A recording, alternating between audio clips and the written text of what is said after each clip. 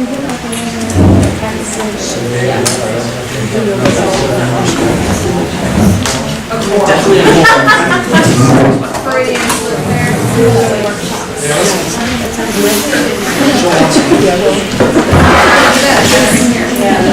everyone, we're going to get started. Welcome to the September 2018 General Membership Meeting of the Monteville Neighborhood Association. I'm David Lynn, I'm the chair. We'll just go around some quick introductions and then get into the agenda. I'll just go over a brief code of conduct. Please be respectful. Please keep your comments on topic. Direct your comments to the topic, hopefully not direct them at other people. And anybody who disrupts the meeting will get one warning and then they'll be asked to leave. So hopefully that won't be an issue, but we'll just go around. Again, my name is David. I live over by 81st and Holiday, and not only the chair, but I'm really interested in like parks and event planning, and that's usually what I do too. I'm Amanda Rhodes, I'm the vice chair, and I'm over at 80th and Yamhill. I'm Pat Sanders, I live about 80th and Gleason. I'm Brad Donahue, and I live 87th and Pine. I'm Chris Ollinger, I live 78th and Stark. Amy Rainey, I live on 81st and Morrison. I need to get something really passionate about. Go ahead. I'm Bill Glenn, I live at 126 Northeast 86th.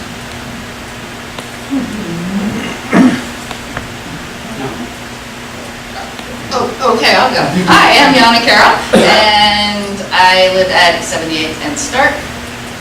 And I'm happy to be not working so much here on Monday. Passionate about moving back to Sundays.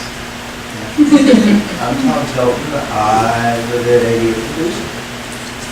I'm Sheree Gibbs. I live at 69th and Davis. And here's my better half. Kelly Plummer, and I also live at 60th and Davis. Drew Flintz, I live on 80th and Harrison. I'm Patrick. I live on 87th and Gleason. Dan Lynn, I'm at 80th and Holiday. Sorry for the holiday. Dylan Barrington, I live on 83rd and Gleason. Thomas Bouquet, and I live at 76th and Upper. I'm Stephanie, I live on 78th and Gleason. I'm Katie Cook, I live on 80th and Clackamas. I'm Anthea, I live at 79th and Clackamas.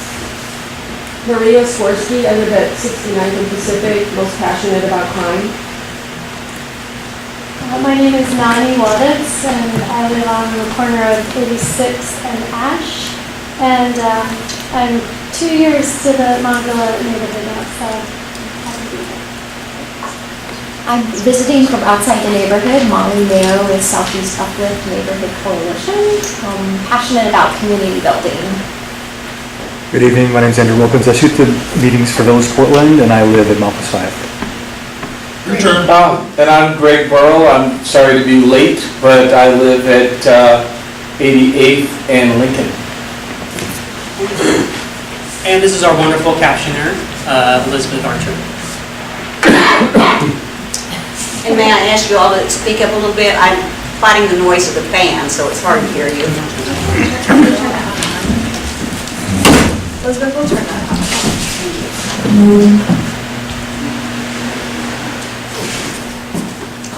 Okay, great. I'll just go over the agenda. Typically we have a printed one, but I forgot that, so I don't. Once we'll go over the agenda and prove it, then we'll be discussing a new website that the board has fashioned and put together and some new things about that. We'll have updates from officers and committee chairs, hopefully particularly about the neighborhood cleanup coming up. And then we will open it up to comments from you, but also about 6:50 or 7 o'clock, we have a special guest. It's the executive director of Proud Ground, which is a nonprofit which does community land trusts. And this is something, we had a 4-hour homelessness and housing forum this year. And out of that discussion was a lot of things about affordable housing and alternative housing. And so people asked us to ask some guests to come from some of these nonprofits. So this is one model of affordable housing, which is called the community land trust model. So that'll be in a little bit. So And with that, is there anything else to add to the agenda? So we've got some space at the end for member comments, and Anne, I've been speaking with Anne about some issues, some land use stuff that has happened through the new comprehensive plan and zoning map, and maybe that's a good space for you to just kind of introduce the topic. I'm hoping to follow up with something more complete at the land use meeting.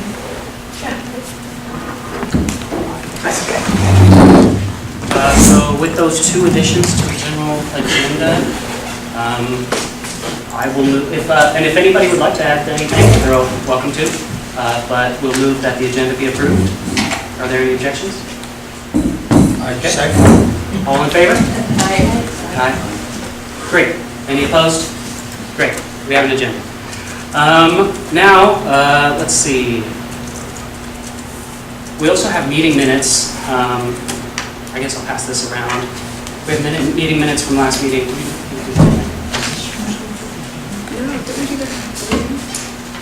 Yeah, I guess we can. Okay, sorry. See what happens when you don't have an agenda. Okay, so we'll just move right into the new website discussion. And Amanda, do you want to describe that? Or? Sure. Just really quickly, we had lost our access to our website. We had a little bit of a rough August. David and I are not the most tech savvy folks, so it took us a little while to kind of figure out if it was something we could fix or not. And so we ended up working with David Only, who has been an amazing volunteer for us and has helped us get a whole new everything and restart. And so we've got our montevilla.org and montevilla.com website up, and we've been trying to quickly get that repopulated with new information and new pages. And if anyone has any ideas for us, that would be great. I know we're on the verge of getting our past minutes up and the minutes from this year as well, and just trying to fill in content as we go, more about our committees and everything. So we'd love to hear from you, feedback. I kind of like, it's not, the design of it is still evolving, where it's a weird system where you kind of like can't review things before you publish them, so sometimes there's a bunch of changes in one night, and but you know, it's evolving, and we welcome folks' ideas on that. Great. I don't think I have anything else to add, just to make sure that, yeah, you can go find our meeting minutes there hopefully soon, any of the contact information to contact any of the board members, and hopefully we'll have opportunities for people to see where you can volunteer, whether it's for the Parks Committee, the Outreach Committee, the Land Use, or we have a Public Safety Committee as well. Our Public Safety Chair was too sick to make it tonight, John Rotter, so he's absent. But other than that, I don't really have anything else to add on the website. Pardon me, how long has it been down? It was down for a few weeks, and it was because of the domain registrar. There was difficulties renewing it, and they had been difficult the whole year, and so we made the decision to shift to something that was much more user-friendly, and that will be much easier to transition to other board members when they come on, so that they're not spending several months trying to figure out which things are going, where the passwords are, and how to edit arcane type of interfaces. And didn't it also affect the email? Email wasn't going in and out for like 2 weeks. Yeah, we had to use alternate emails. Because, again, curiously, for some reason they set it up so that the emails were tied to the domain name. So once the domain went down, the emails went down as well. So that is now fixed, and we're making sure that that does not happen again, especially for the new board members when they come in.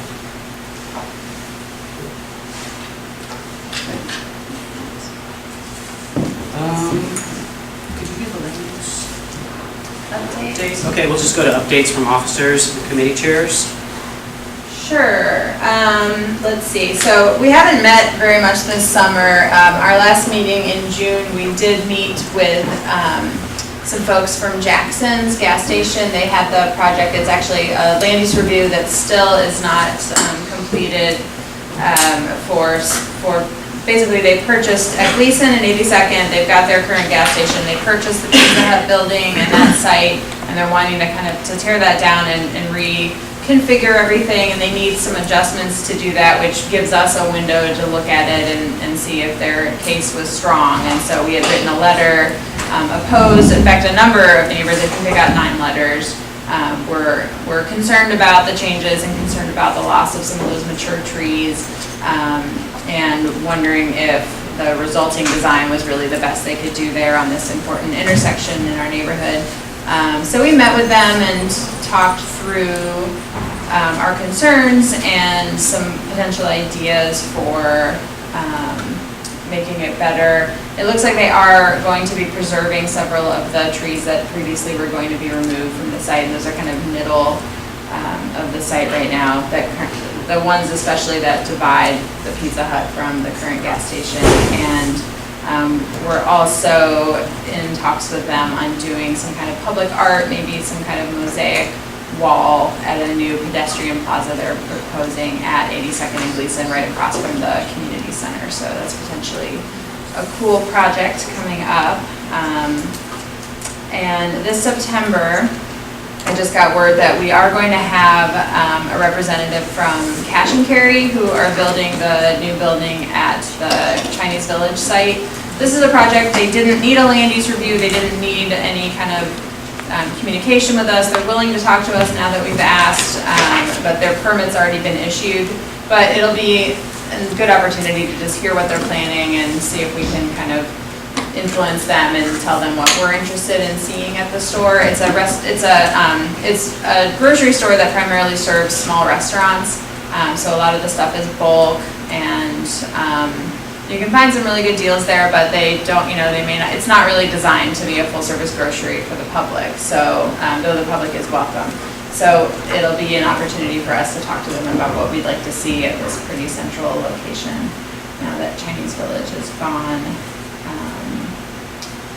Probably have more to say. Oh, the other thing was, so back in April, I think it was, we wrote a letter supporting funding for a new historic resources inventory in the city of Portland, and I've been having conversations since then with Brandon Spencer Hartle, who is the primary historic planner for the Bureau of Planning and Sustainability, and Montevilla is on a short list of neighborhoods for doing a new inventory of, or we never got one in the first place, an inventory of our historic resources, probably focused on our main street areas, and I'm not sure how they're defining that at this point, but that's also something that Brandon's going to come to the Land Use Committee meeting in October to talk about that, so we'll have more on that too. That's what's going on. Great. Go next. Yeah, go ahead. I'm just still looking at some events. I'm the cleanup committee guy. So right here we have a mock-up of our flyer for the cleanup day. And behind it, at least for the first copies, we have a list of things that you cannot leave at the dump. So this interested me. So they, like batteries, okay? And then they give you a phone number where you can take your batteries.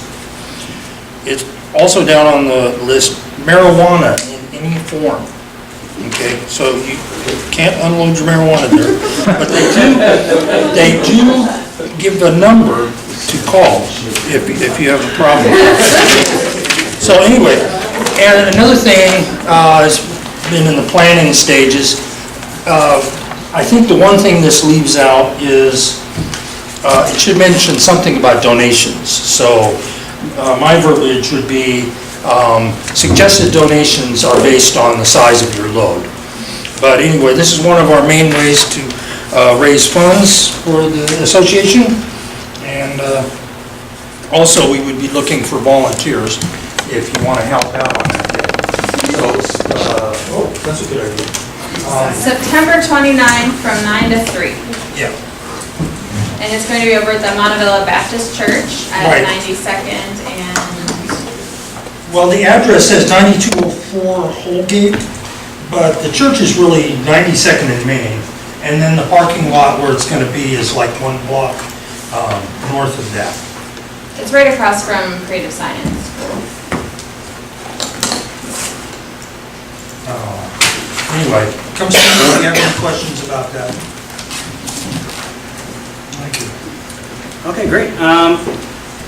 We already said we had a great time at the street fair. We had a national night out over in Montevilla Park. That was a nice little barbecue. The Jazz Fest, the Montevilla Jazz Fest, was just last month up at Portland Metro Arts. Wonderful event. Please, if you didn't get a chance to go, look for it again next year. I think they were on their 3rd or 4th annual year for it. Fifth. Wonderful. And that actually started among an effort of volunteers here at the Neighborhood Association and then split off. So that's kind of how things can sometimes develop.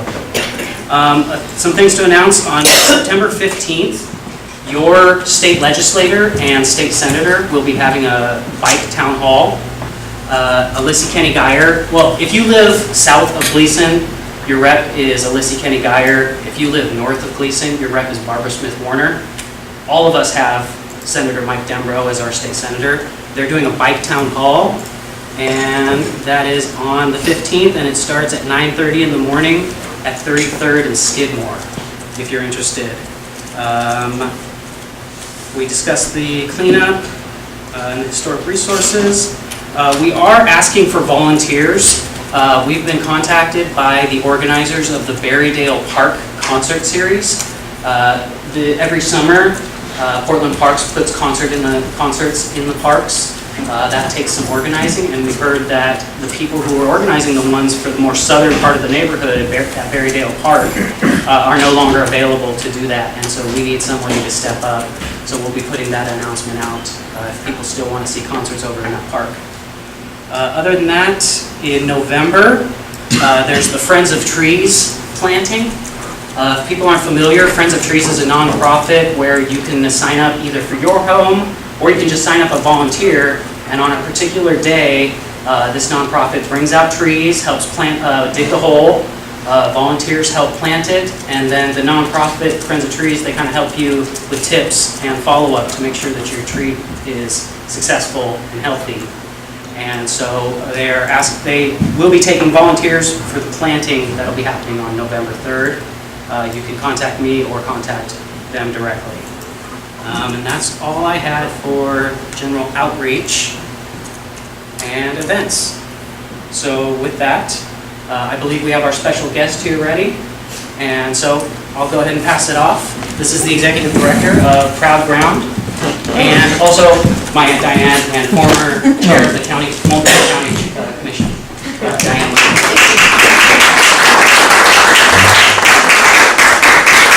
Am I in the right spot here? Yeah. All right.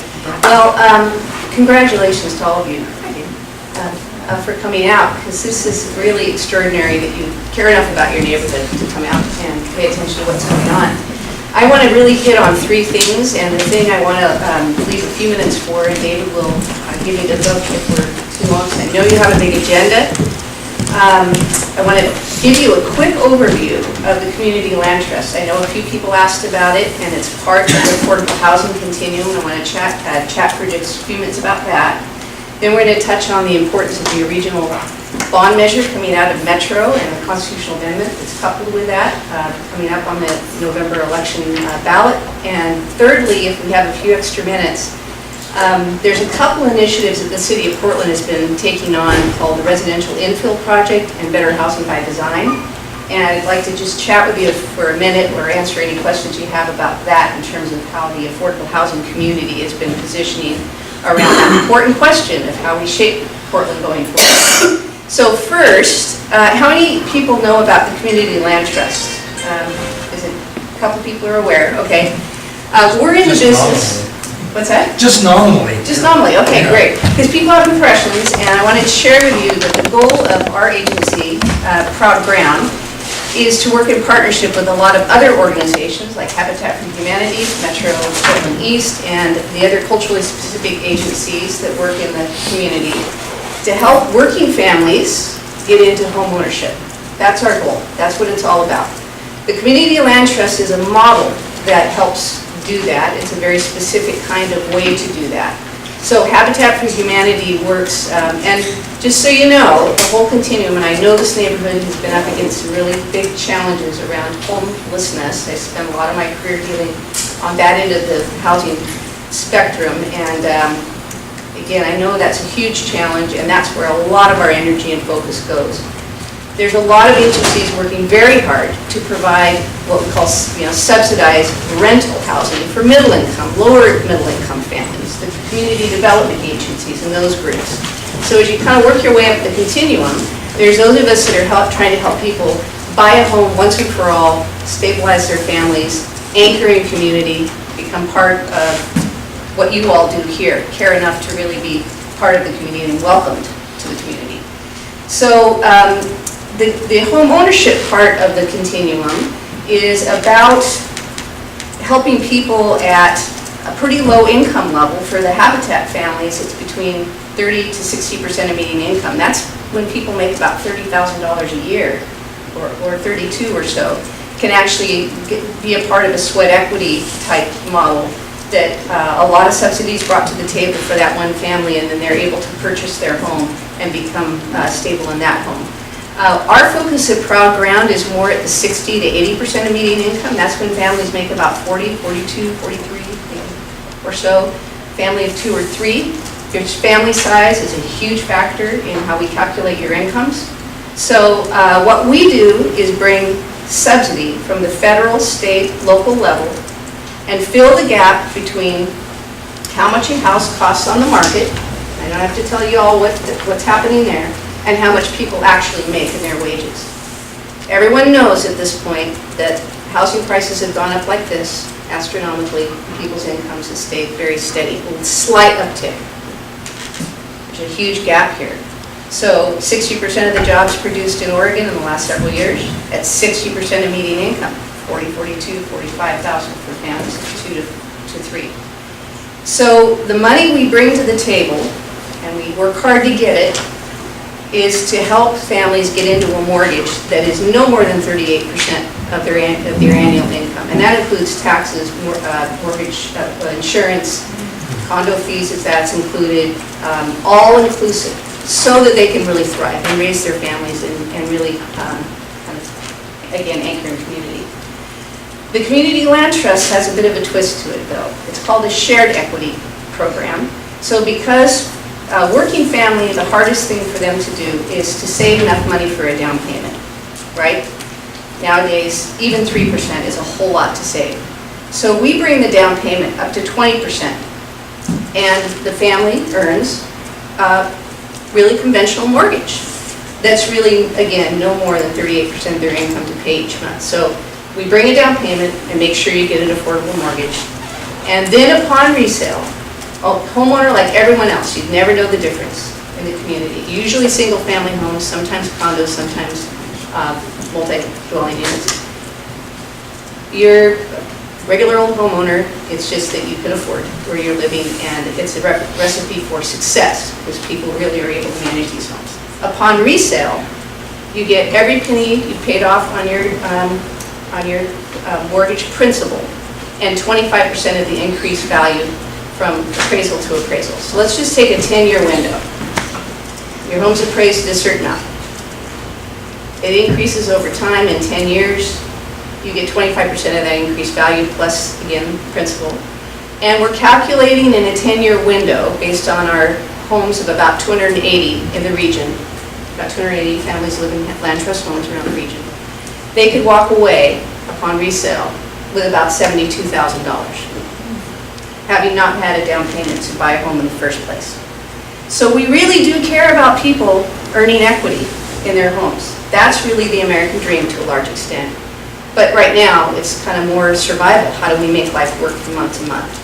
Now, because we share that equity, the next income qualified family is in a position to be able to purchase that home going forward, and it cycles forward going into the future. So the subsidy brought in from the government stays in the home, stays in the community. We hold it as a community land trust. We have a board of directors made up of a third made up of homeowners, so they're part of the discussion about what we do and how we do it. And then the family that comes along behind them is also able to purchase that home at a much lower price than the equity would be in the home, which would be probably in many cases astronomical, as we've all seen. So that's how the land trust works. We're doing a little bit of a connection with Habitat, so the new homes that are coming online with Habitat will be permanently affordable in partnership with them. And we really work very hard to get people of color into homes because they have been left behind. And I think most of you probably are aware of the statistics and how that's worked for a lot of people. So in general terms, the Community Land Trust is an investment in a family and families into the future of the community, so that we can keep some economic and cultural diversity in the neighborhoods where we grew up. David grew up here, under Dan, we grew up in Buckman. If we don't do something and make those investments and plant those seeds, Portland will become an unaffordable place for working families. We're seeing that. I'm going to stop there, time out. Questions? Anybody have any questions about this? I do, yeah. Yes. One of the, we see this astronomical rise, and the last time we saw an astronomical rise in home value was right before 2008. Right. And it bottomed. And there was a lot of private equity, a lot of middle class and lower class equity that just moved up. It just went away. Well, it went to people that make more. It went to people that could afford to pick up the property. So, how is it that can be combated in this scenario? Very good question. We didn't lose a single home during the entire recession in the land trust model. Because when it's affordable and manageable, even if people lose their jobs, they're more likely to be able to hold on to it. It's when a mortgage is unaffordable from the very beginning and a family gets overstretched, which is exactly what happened, or if they're on an interest-only payment program, or any number of the ways that working average people got really fundamentally screwed. That was really predicated on a mortgage product that we all know now was really criminal. So we were set up for a whole, really, really unbelievable, failure with that before, as the recession came in. This is, I wouldn't say absolutely, but nearly recession-proof, because people can't afford to stay in their homes if they're not overstretched. And we work in partnership with them. And I should tell you all that the mechanism we use is we actually own the land under the home in a land lease agreement. Or we have an affordability covenant, which is what's called in the business a deed restriction, that you have to come in and resale and include us in the process. Programs of brokerage, we help people buy and sell homes. But we really work with the families that if something starts to go wrong with that little, we charge just $50 a month on the land lease. We really help people out, refinance, regroup to make sure they can stay successful homeowners. We're a nonprofit, we're in it for the mission. If you're in partnership, so-called, with your mortgage holder, you're not going to find them helping you out much. So this is one way that helps working families dodge those huge, ebbs and flows in the market. And we are seeing a bit of a softening, but in Portland, given the growth projections, it's probably going to keep going up, especially in neighborhoods anywhere west of where we're sitting today, right here.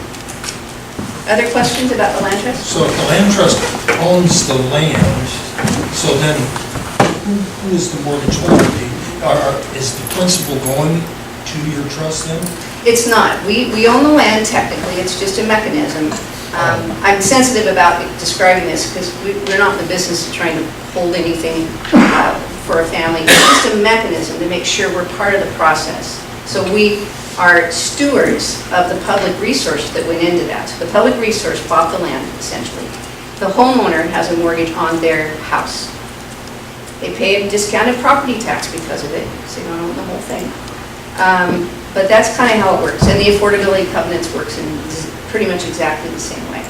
We don't collect any mortgage. We don't have any benefit around the increased value, because that's not what's important to us. What's important to us is affordability. Question? Sorry, think I have 3. I might have missed it. Is this available for first-time home buyers only, or people who got completely screwed however many years ago? Can this be a restart option? My second question is, you said 1/3 of the board members are homeowners. Are there specifically land trust of the 280, or just anyone who owns a home? Who else is on that board?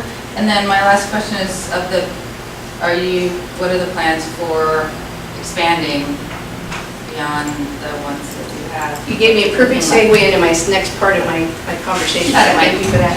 The board of directors is made up of homeowners that are part of our program. Half of our board are people of color. We really want a diverse group because they need to be there when we make policy decisions about whether or not we raise, the fees or change the way we do business or how we do post-purchase support. We're an education and counseling center too. We're HUD certified, so we really help people get ready. It's a big issue to be ready for any level of mortgage. You gotta have your, decent credit score. You gotta have employment history. You gotta have debt to income ratio in order. So we really help people get ready. And 3/4 of the 450 people on our wait list are people of color, and we're helping them get ready. And it helps them get their finances in order. So the board is made up of 1/3 are community partners, besides the 1/3 that are homeowners, and then 1/3 are just at-large people that help us raise money and do other things.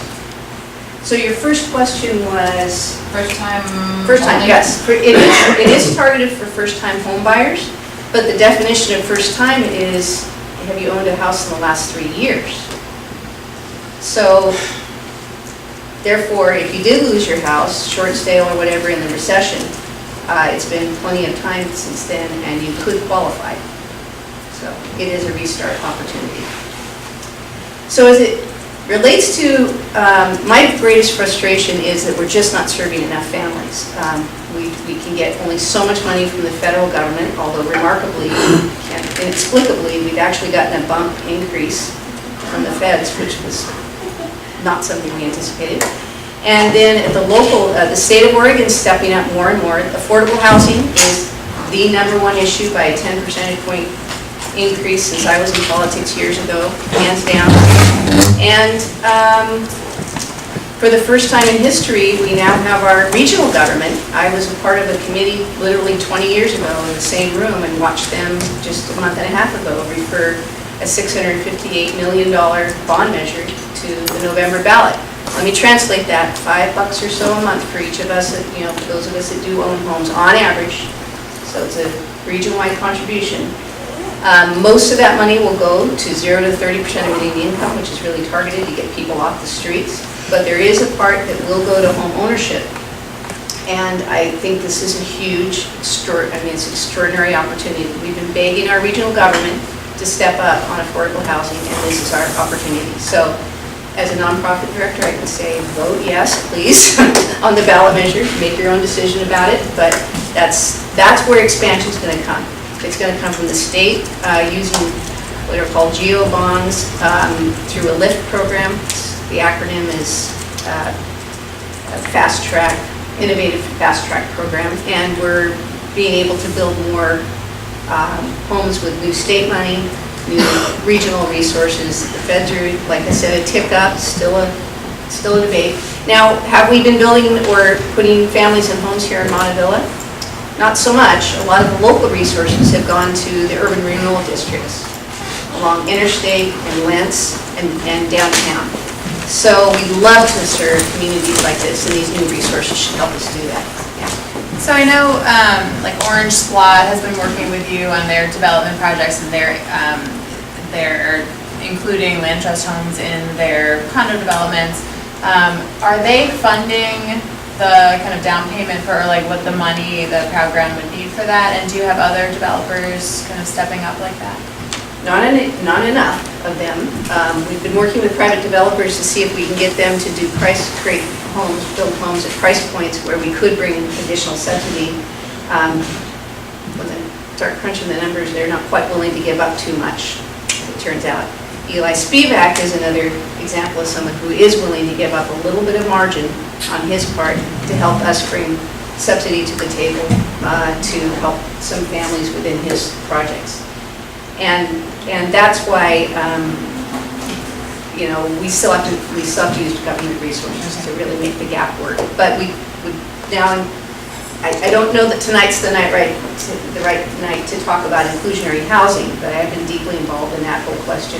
And that's kind of forcing private developers to include a 20% set aside for affordable units. That's a difficult and challenging piece of work, but I think it's very important. I wish we had done it years ago, in my opinion.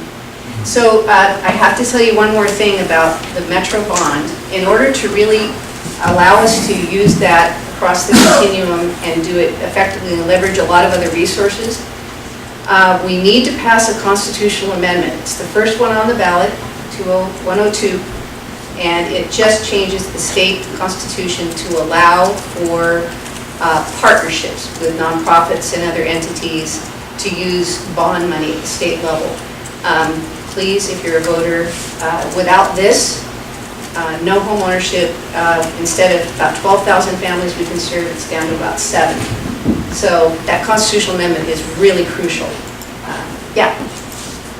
Sorry, does this amendment, you say that nonprofits and other entities, would that possibly include developers and for-profit?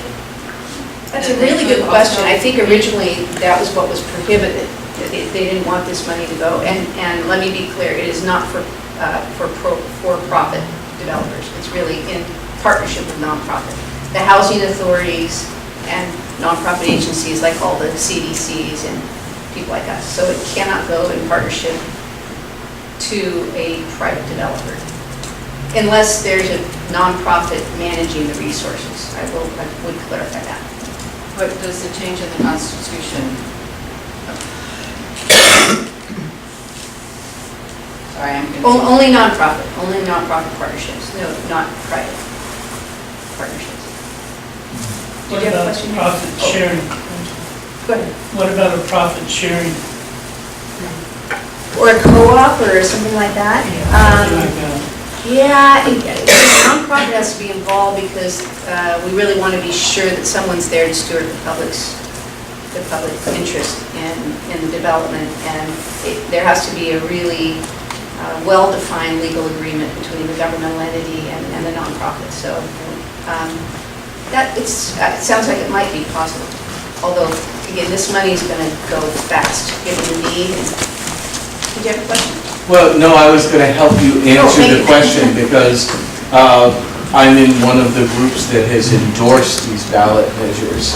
And so the idea is there are plenty of safeguards. Alyssa Kenny-Geyer, our representative, is one of the major players running around trying to make sure everybody endorses this and nobody votes against it because it's a really good idea.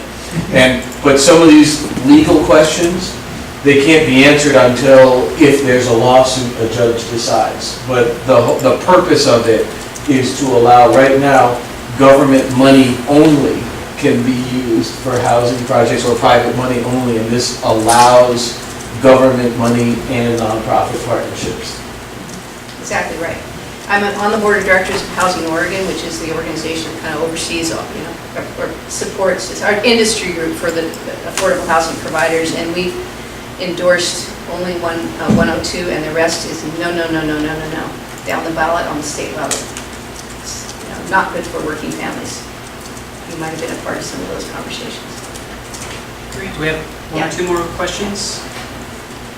Good question. Yeah. I'm curious about how the properties are determined. Like, what homes do you buy? And question. Yeah, it's a very fair question. Well, it comes in 3 ways. We assign a grant, a subsidy grant, to a family who's in the queue for the opportunity, and then we help them shop on the market. So it could be any number of homes that are on the market. We sometimes pre-purchase homes, renovate them, and then prepare them for a buyer, and then we match them. That happens sometimes. Or we build new units. Proud Grant is in partnership with Habitat and other agencies to build a condo project on Alberta and Interstate, and those are going to be brand new units. So sadly, we don't have enough inventory because vacancy rates are really low. David, can I take one more minute and mention residential infill? Yeah, go ahead. And then I'll let you get on with the meeting. Sure. So residential infill project is something I've been working in coalition. There's a huge number of, again, affordable housing providers and advocates who've been working together to kind of really camp on what the city of Portland's planning to do to really change the zoning within our neighborhoods. And Portland's had kind of an interesting history around this. And many of our inner city neighborhoods are just zoned too high for anything other than, a single family home of pretty good size, like the one we grew up in. Well, we're trying to create an opportunity for more middle housing, which is triplexes, cottage clusters like what Eli's doing. We used to have the garden apartments that were built. They haven't been built in years because the zoning code doesn't allow it, which means people that want smaller units or want kind of a family environment, it's just not available. So what's happening is you get these big Renaissance family, homes being built on a fairly small urban lot, and they're just extremely expensive, pretty, high square footage, when we could be putting 2 or 4 units in that same kind of building. So we're trying to really look at the way the zoning code is changing, and there's a group of us led by 1,000 Friends of Oregon that is really working hard to be sure the residential infill will allow us to do more housing more affordably. Because if you just increase zoning, it's more crowded. You're all experiencing that here, I'm sure, for a little bit of issues around parking and that kind of importance changing.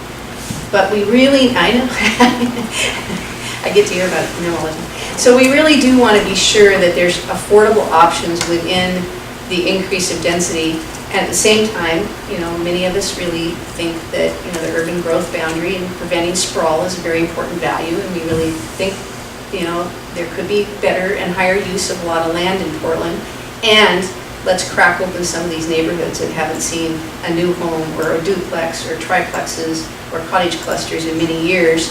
And let's be more welcoming to more people in our neighborhoods. I think that's very important. Now, I know there's some nuances and debate about, a lot of the details of the plan, but just wanted to put it out there that we're working very hard on, tracking the process and making sure that, again, an affordable housing eye is on every detail. Neighborhoods like yours could weigh in really effective ways to say, something other than we just don't want anything more here ever. Quick question? Oh, sorry, I had come a little late, I might have missed it, but did you mention any provisions that the city is taking as far as assisting trust projects like that? I know especially they're not afraid of using eminent domain. They've used it in the past few years for different types of sales, so I feel like that's an asset they'd be able to use, but they haven't seemed to come up with that except for big development. Yeah, condemnation's tough, though. People want their property taken away, and they're most certain this. But the answer to the question is, the city of Portland's focus is in the urban renewal areas, primarily. But there's more, again, federal money that's brought through the local governments. And, we're trying to find a balance. That's why the growing of the pie is so very important with the regional and the statewide measures, because we don't want to compete against critically needed services for people who are homeless. We do want to increase the pie, so once someone matriculates, gains recovery, gets stable in some, like, let's just say at a subsidized rental unit, they need a place to go. Trying to find a rental unit in this market right now is pretty tough. So what about segueing right into, if possible, home ownership solves the problem for good. People stabilize, kids do better in school, better health outcomes, better employment, everything gets better. And that's what we're here to try to achieve. Is it a quick question? It was more of a suggestion, but I can maybe talk a little more. Okay. Well, just go if you want to. Okay, I'll try to be really quick. As a way to accumulate properties that you can put people in, have you thought, or has your organization set up a donor stewardship program, much like what OPP does, when they are always calling for people to donate their properties, and it's part of estate planning, and the person while they're living gets a benefit in return, and then you end up, the organization ends up with the property for the value of it in the end. Yes, and our website shows a little Okay. bit more detail about that, but thank you, we keep pushing it. People tend to hold on to their assets. Most of the time, so it's just, but it's wonderful, and people have done it, and those guys, those people are amazing, so. Hey, thank you all very much for the time. Real quick question, on a standard 50 by 100 foot lot, would you put a duplex or would you put a triplex on that? I'm not, it depends on where and all kinds of factors and what the setback, I mean, there's 100 different issues. I can't answer that question directly, Thank you. sorry. Okay, great. Thank you all very much. Thank you. I'm very proud of this guy right here.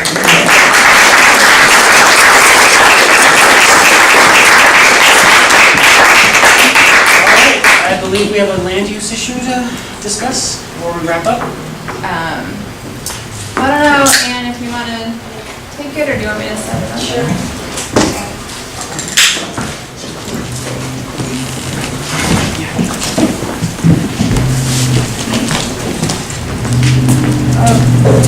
So, the city just changed their zoning code in our neighborhood. Not everybody, just a few houses are affected, like 8 of them right in our direct area, which is over on northeast Clackamas, basically between 80th and 78th, I believe is what it is. And so the city rezoned our homes EG1, which means that we are employment only, and so now we are non-conforming households, which means basically if our homes are ever destroyed by fire or explosion or earthquake or whatever, we are not allowed to rebuild them as a residence. They can only be built as employment. So we are basically then kicked out of our neighborhood. So, and there's also other little restrictions with it. We're not allowed to put on an ADU. If we want to do any remodeling, we can only add up to 500 square feet on our property. And so the houses in our area, we know we're stuck with the commercial zoning, which is okay. We really want the city to remove our inability to rebuild it as a home if it's destroyed. And then we also, our hope is also that we could add on an ADU if we want to at some point, and possibly increase the 500 square feet addition. And so we're just trying to gather support from people to go to the city. It's like we're not even quite sure exactly what we need to do, or we need to talk about. We've been calling a lot of people with the city and the zoning. So we just really want our rights back to rebuild our home as a home, and because basically we feel like the city is just taking our property away from us. I mean, chances of the house being destroyed aren't that great, but if they are, I mean, what do we do? So that's kind of where we're at with it. And I pulled up the map, it's going to be totally impossible for you guys to see this, but maybe I can make it. So here's 84, and here's 205, and the little area is this grayed out area. And there's another part of Montevilla, I'm not going to be able to do this backwards, along 82nd where they did a similar thing, took it from general commercial to general employment, just south of kind of Stark, Washington, and all the way down. And this includes the commercial properties and then usually about 2 houses on either side. So similar issue. They were already all zoned commercial, or at least probably since 91 or 96. But commercial zoning does allow residential. What does employment mean? It's kind of a light industrial designation. The thinking was it could be, there would be employment areas. They're areas that are supposed to be used for jobs, for sites of jobs, office parks, things like that. Not necessarily factories. We've got all the industrial zones that allow the heavy manufacturing. This is more like tech businesses, or it could be creative businesses, but it's business. It's really, focused on business. Does this include the area where Join is, and then there's an attorney's office across the street? That I think Join is in it, but the attorney's office is not in it. Oh, is it? And then, did the city explain what their intention is by doing so? No, that's what, we're confused, we don't know what the city, why they designated this area, we have no idea why they picked these homes. So the city has a responsibility to maintain a certain amount of land for job creation. And this is something that they are required to do by Metro, and it's part of the state state land use planning goals. Statewide land use planning goals, or WIDE is in there somewhere. And so before they embarked on this zoning change, they spent years doing studies, working with Metro, working with all these different data sources on where jobs were and what they needed to provide and what the estimates were for the future. And so they made sure that the kind of end product looked at the city in total had enough acres to accommodate the job growth that would be needed for the people that were coming here. So that's kind of the big picture, is they wanted to keep enough land for job growth. This might make your homes uninsurable, do you know that? Right. Yeah, and selling is extremely difficult. Yeah, because finding a lender to lend on a home that can't be rebuilt as a home.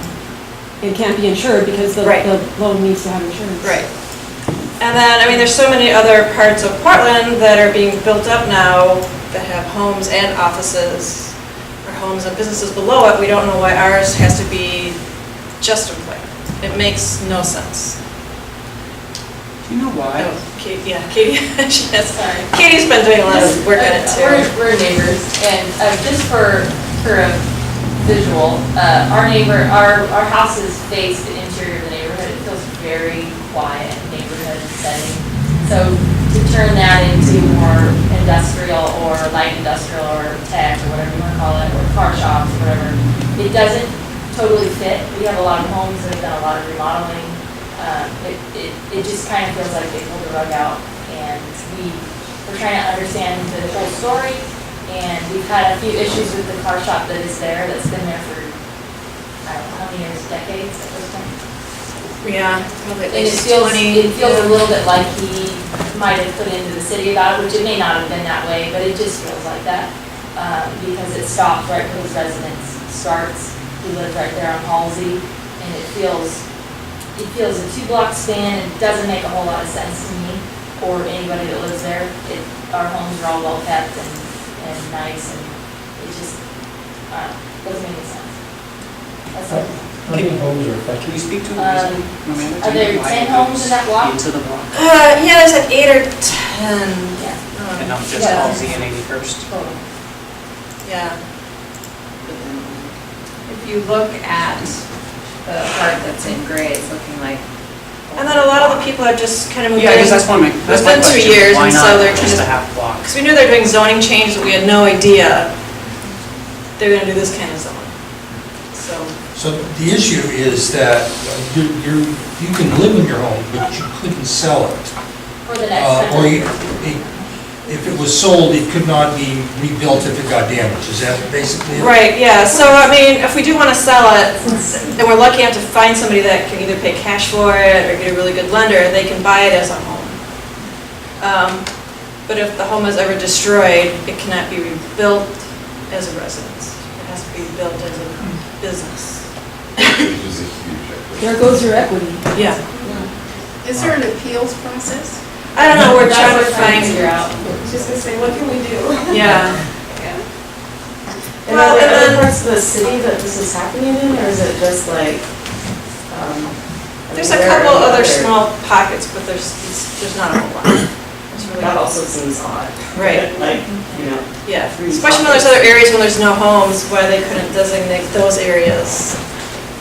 Yeah, I don't know, it doesn't make sense. So I feel like the city has this bigger plan for this area that they're not kind of letting anybody know about, and our fear is that they're gonna keep expanding more and more into the neighborhood that they want to claim for whatever reason.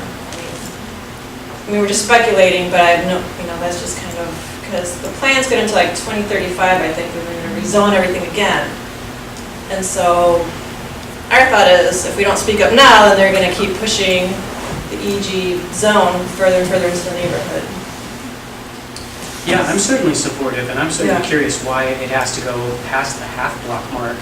Because I can understand them wanting 82nd, or 81st and Holiday, or I Right. mean 81st and Halsey there. Right, and But after that half-block, the restaurant is there, I mean, yeah, I kind of get that area, but right, the half are they block. claiming there's a demand for full-block businesses? And these half-block businesses are not just not big Right. enough or something? Yeah, it's, The idea is office parks. I mean, that's kind of like the gold standard for this zone. There's a house on my corner, well, it's not a corner, but it's next to the car lot on 82nd, and they've been for sale for 4 months now. They are a little rundown house that can't be rebuilt as a house. And, and it goes at least 2 houses into our block, so. I'm certainly supportive of what you're talking about. well, good, I mean, we kind of want the Montevilla board behind us too, to hopefully write a letter and support us, and hopefully that'll give us more clout with We don't the city and know zoning. what we can do at this point, though, which is why I would like to have your planning and sustainability staff come to our next land use meeting. Marty Stockton, who's been there before, has been talking to some of the neighbors a little Yes, bit. it's Katie, yeah. Because I feel like, I don't know what the angle is. The zoning change is done. And it's because of the limited land supply for these uses, it's hard to figure out how to balance the scale. And I don't know who the ask is to, and I don't know what the ask is. Is it just to change the zone back? Is it, I don't know what it is. And the process, if you actually wanted to go through a process now to get it changed back to commercial, that also is really challenging because there's this industrial lands inventory. So that's why I'm looking to potentially Marty or others to kind of talk to us about what they think the options are, and of course, they're not the only ones to speak with. But it seems like a good place to start. But you guys are doing your own outreach, which is great, and Excuse me, I talked to Marty about why they're changing CS to ED1, and she said because we have enough CS in the city, and they need to bring the more, manufacturing or whatnot back into the city limits of Portland, so that's their goal there. So she said there is a possibility of an appeal. We have to set up a meeting, and she said if we do have our neighborhood association with us, backing us, that we have more clout, obviously. So the man that was the primary on the, I forget his name, it's like Ken or Steve, something like that, okay.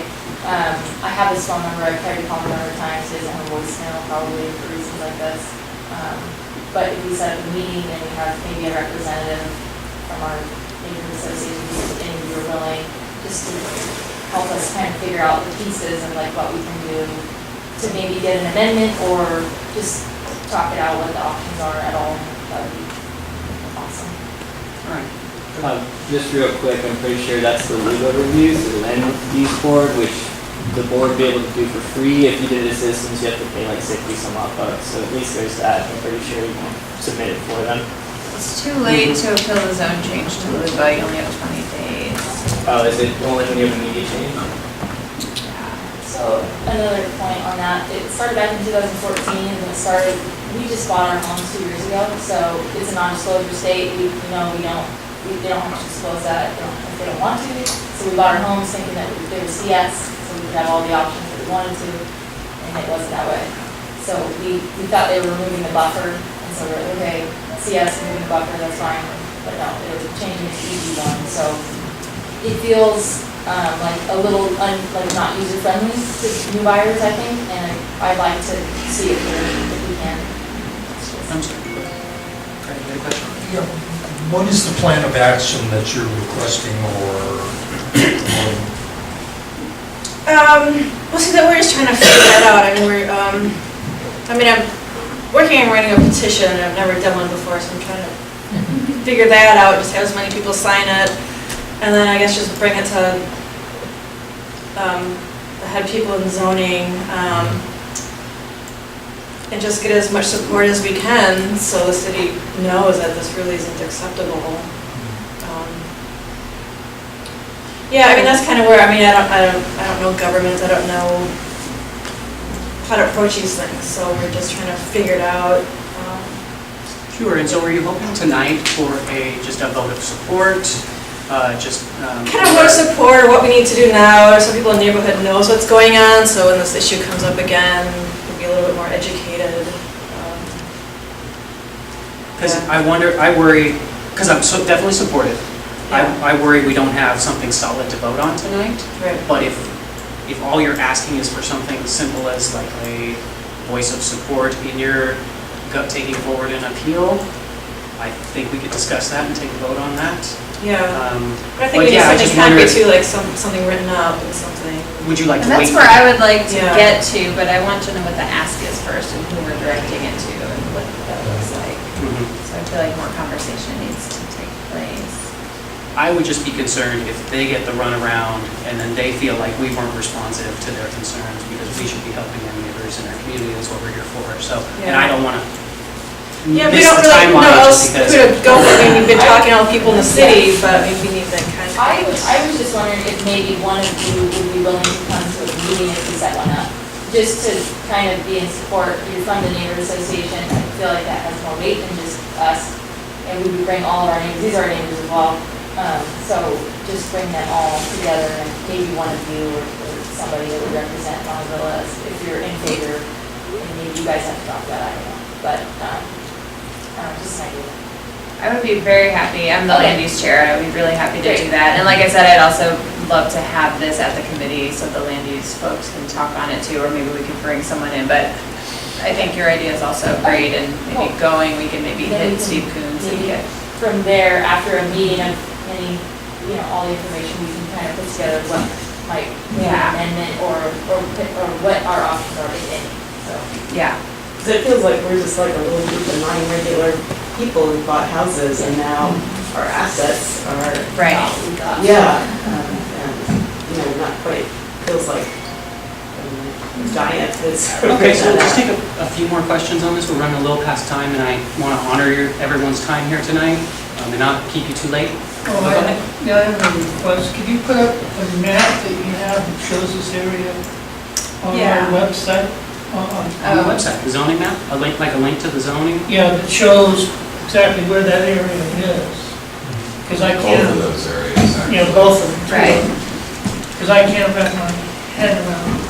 Sure, and you can come over now if you're curious. Okay, but you could. Thank you. That's good. That's a great suggestion. Yeah, as part of if we do something at the land use committee, I can make it for you. And Amanda, could they come to land use committee? Oh, yeah, So the people here who are concerned about that, how would they benefit by coming to the next meeting? Yeah, I can strategize with you guys about how you want to do it. I don't know if you saw my email today, but. Okay. Has the board heard from, or have you all been in contact with the folks that live in the other area that is affected in the same way? No, not yet. I haven't driven by to see how many houses are there. It's similar in that it goes about half a block in. It's all the things that used to have that buffer in the general commercial designation. So it's 2 or 3 houses in everywhere. Great. Well, we'd love to follow up, and it sounds like we will. Thank you. And so thank you very much for bringing this to us. And I think we just wanted to mention, did you want to mention something about the elections? I do want to mention something about Let's the do it. elections. We're having elections. Next month, October 8th, we're having our annual meeting where we'll have an annual report and potentially a few other things, and then we will be electing new board members. We have, and then later tonight, I'm bringing forward some recommendations on how that process will look from the ad hoc elections committee that's been getting together. So you can stick around if you want details, but, we are all here. We would love to speak with anyone who's interested in running, and we definitely want to encourage everyone to come out. Last year was a really contentious year, and that's why it was a wildly successful election. We had about 220 people vote. I'm not necessarily expecting as many, but I'd love to see a good turnout and a number of candidates coming forward. And we have potentially up to 8 board seats available. The term is 2 years, and David and I are cycling off, and Pat, Brad, and John have 1 more year on their first terms. And there are lots of opportunities. There's lots of good projects going. I think what we've focused on, and what we'll talk about with our annual report, is kind of rebuilding and getting a new foundation set up so that the new board won't be recreating the wheel again. That's kind of been our focus. So we're hoping that we've set up the next board to really just take off and do the cool, fun stuff that we were hoping to do. And go from there. So yeah, we'd love to speak with anyone interested in running, and we hope at the least that folks show up next month, October 8th, Monday. And membership. So Right. if you're not a member, you need to be a member and sign up tonight. Am I correct about that? Right. So if you speak with other people in the community and they express an interest in voting, you had to have been to 1 meeting before the election to vote in the election. In the last year. No, it's in the last 3 years. 3 years. In the last 3 years, but we really rebuilt the membership list with a starting point of last year's election, because the previous data wasn't very complete. So if you want to know, well, I guess you're all here, so if you're within the boundaries and you signed, did you have a little check mark for, if you checked that you wanted to be a member and you meet our qualifications for living in Montevilla, then you're now a member. But if you talk to anybody else, then they can contact me at amanda@montevillapdx.org to just double check that they're on the membership list. And if they had come like 2.5 years ago, we may not have their information, so they should definitely check with me and see what we can figure out. Yeah, and feel free, my card's over there. Feel free to ask me any questions. If anybody's interested and wants a little background of the time commitment, what kind of things you can expect. I certainly don't expect people to get as much hate mail this year, next time around, because again, I think things have kind of died down this year. So, yeah, please don't be dissuaded from it. I'm done. I only have 1 turn. Big shoes to fill here, so just so you know. Great, and so that's all we had for elections, and now we have general membership comments. If you just have any general comment to throw out there, or abusive remark you want to throw my way, or anything like that, go for it. Just for old time's sake. I'm here for your education. Nobody? Everybody want to go home?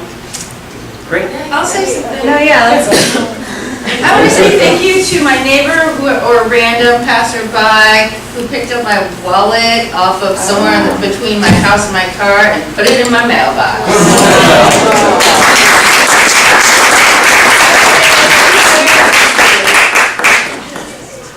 Great, well with that. Hold on, I think I saw another hand. One more?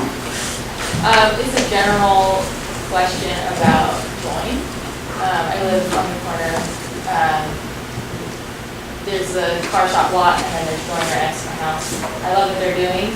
However, I don't love the surrounding area that keeps me up at night. There's people constantly circulating around the area. Graffiti, there's trash, there's needles. I've been talking to the woman that runs it. I don't remember her name.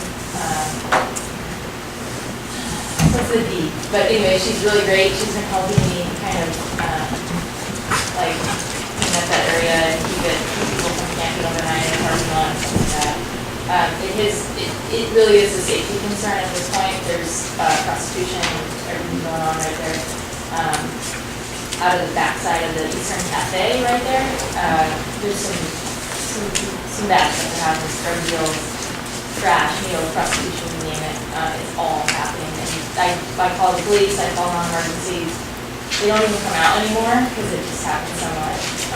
So I don't know if there's anything, I'm sure you probably heard about this at times before, but it's really bad. And I don't know if there's anything you guys can do or put in a word or anything like that. I don't know. Do you have any comments? Yeah, there is certainly, to answer your question, there is certainly things we could do. We did a cleanup earlier this year, and this is just ideas. And if you want to approach me after the meeting or send me an email, we had a cleanup.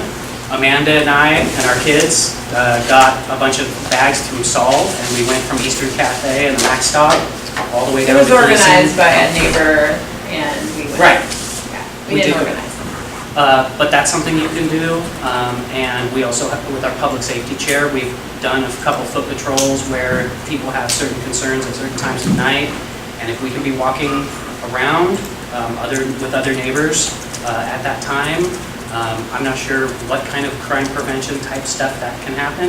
It's certainly not like confrontational, Yeah. like we're going to be busting heads or anything like that.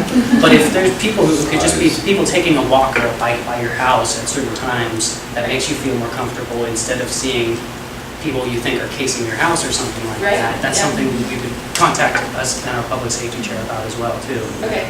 And we've several I actually times. I've contacted the public safety chair. I'm not sure if it was you or it was the previous person. It was about, I think it was about. John Rotter is our public safety chair. I emailed him and he said he put that in the meeting of some sort probably about a year ago. So, I don't know. Okay. It has been. Well, if it was last year, he wasn't around, and maybe it was It's somebody probably else. somebody Please, different, please follow up. Okay. And yeah, and even if I don't respond to you, please remind me and just be like, hey, I Got sent you an email a week ago. What the hell? Okay. And I'll be happy to respond. Right on. Thank you. Thanks for coming. Yes, Mom. Yeah, I just want to say a quick thank you to the board because in October it might be kind of crazy with election mayhem. So I just really want to acknowledge the work that you all have done over the past year. I know there's been a lot of challenges and we've kept it going month after month after month after month despite challenges, and I know that your heart is purely in service. I recognize that and have seen that.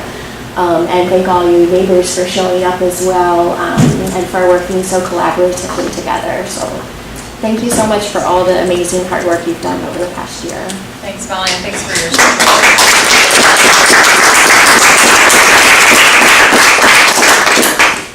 And so with that, I believe we will adjourn the general meeting. Anybody's welcome to stay for the board meeting and watch our deliberations. We're only going to probably be another half hour, 45 minutes.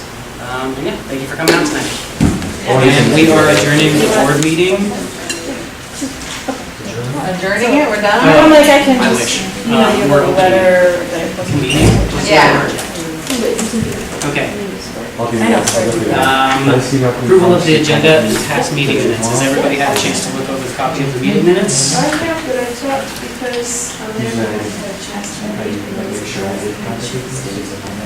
Oh, no, I was not, I wasn't at the July meeting, so I abstained because I wasn't there, so I have no idea if the meeting was right, but I was at August. Okay, so that is right here. One abstention. That was, oh, yes. Oh, is that what you're saying? What was the Great. Okay, I have that one changed. the treasurers? Yeah.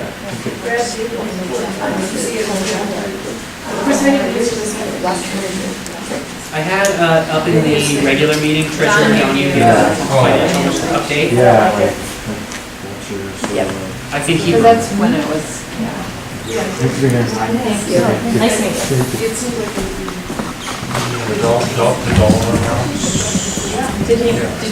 You just did that in the general meeting though, right? Did you do it again?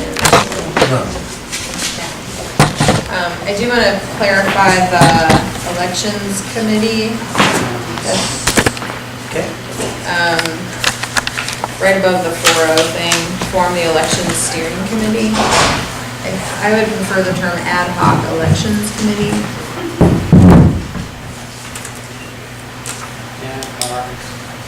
Right, everybody?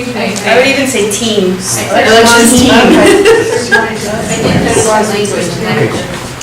I like election teams too. Election team, okay, ad hoc elections team. Oh, wait, that's not Mr. Evening? It is. We're reading it. Is ad hoc important? For me, it kind of is, but it doesn't have to be. And lowercase is important. Yeah, I think the emphasis, or the point being that this is a temporary team putting on an event without decision-making authority, that's just following the direction of the board and not subject to the sometimes complex rules that go with permanent, formal committees. Yes. So people with sour grapes can't breathe. Ad hoc elections team. Sorry, no.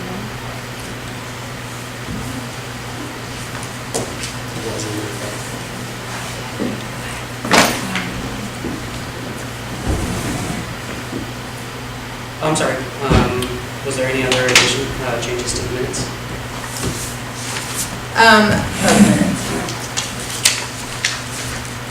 Okay, then I will move we accept the minutes with the changes, 3 changes mentioned. A second. All in favor? All right, passes unanimously. Alrighty. Are we going to talk about the agenda? Is there anything to change on the agenda? Well, I'm concerned about the fact that I found 3 different times for the meeting online, and Which meeting? sorry? Which meeting? This tonight. Yeah, I fixed the one on our website. David only had popped And that was that when it up. said 6, right? Yes. And then I found on the The city never got office updated. neighborhood, yeah, and it's actually reversed, because I didn't have the board meeting. They used to have the board meeting first. For contacts. Okay, Yeah, I don't even know who to call. East Precinct, right? Alright. Yeah, sorry about that. With the new website, David had done some things and I hadn't double checked those. So I was just concerned, that since I was looking for the Absolutely.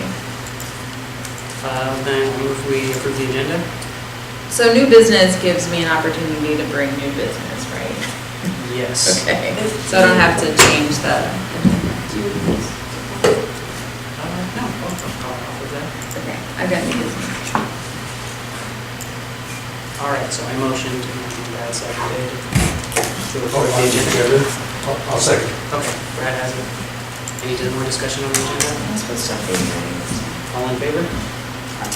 Okay. Who moved and seconded the past meeting minutes? Both, I moved both, Brad seconded both. Both passed unanimously.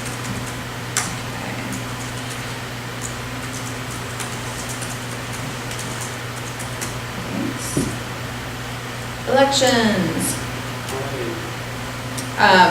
So first of all, I was given the authority last month to form the ad hoc elections team and had indicated at that time that Amy Reaney had agreed to participate, but I didn't have a full roster and I wanted to just get my group, my team approved. So we've got Amy Reaney and Robin Head who were both on the committee last year, and Lucia Longoria, who's not here tonight, who has been in several meetings this year, has also been participating. So I move that we officially approve those and myself, us 4 individuals as the team. Okay. The ad hoc. The ad hoc elections team. Team, okay. And now, are we a little behind on having the elections team? Do they need to have anything voted on? Yeah, I have the elections process. Okay. But first I wanted to get it out of the way to officially. Okay. I'm good. I'm caught up now. Okay, so I moved that. Okay, I'll second. Any other discussion about it? Seeing none, all in favor? Aye. Okay. Oh, I'm supposed to not. You vote. Unanimous. We have an election team. Now, did you want to continue with that? Yes. Currently a budget. Yeah, so this is our proposal. Did you need copies back there? 89 copies.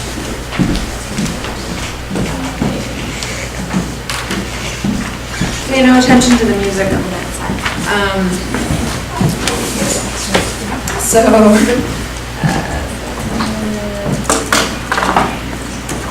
Okay.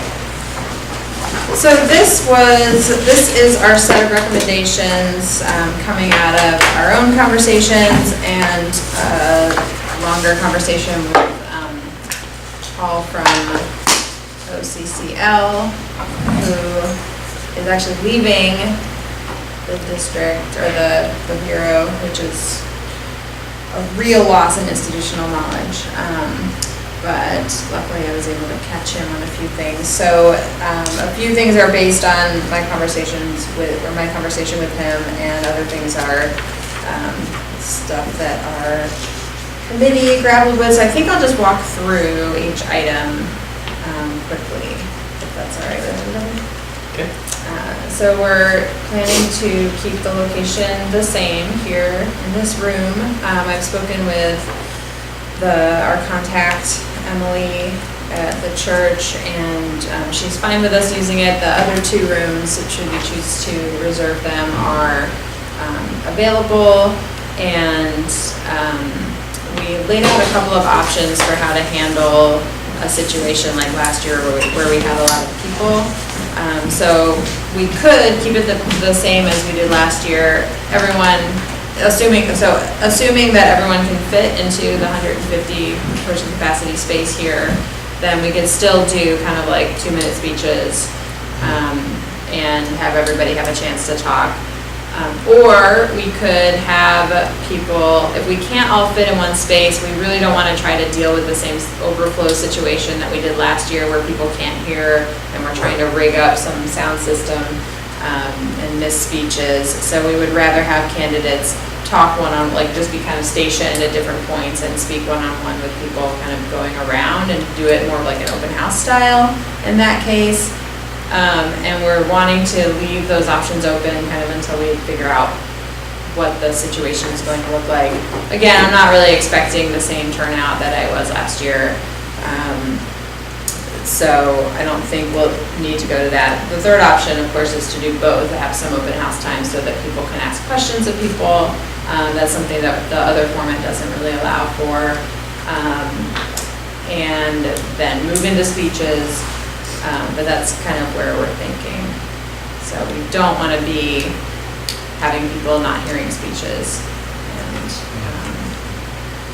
And we are thinking that we would like to reserve those other two rooms down the hall just to have some flex space.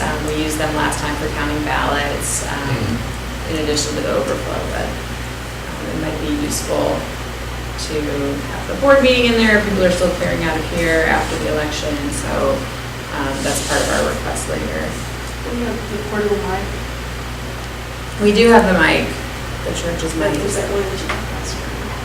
Since you have people in different places.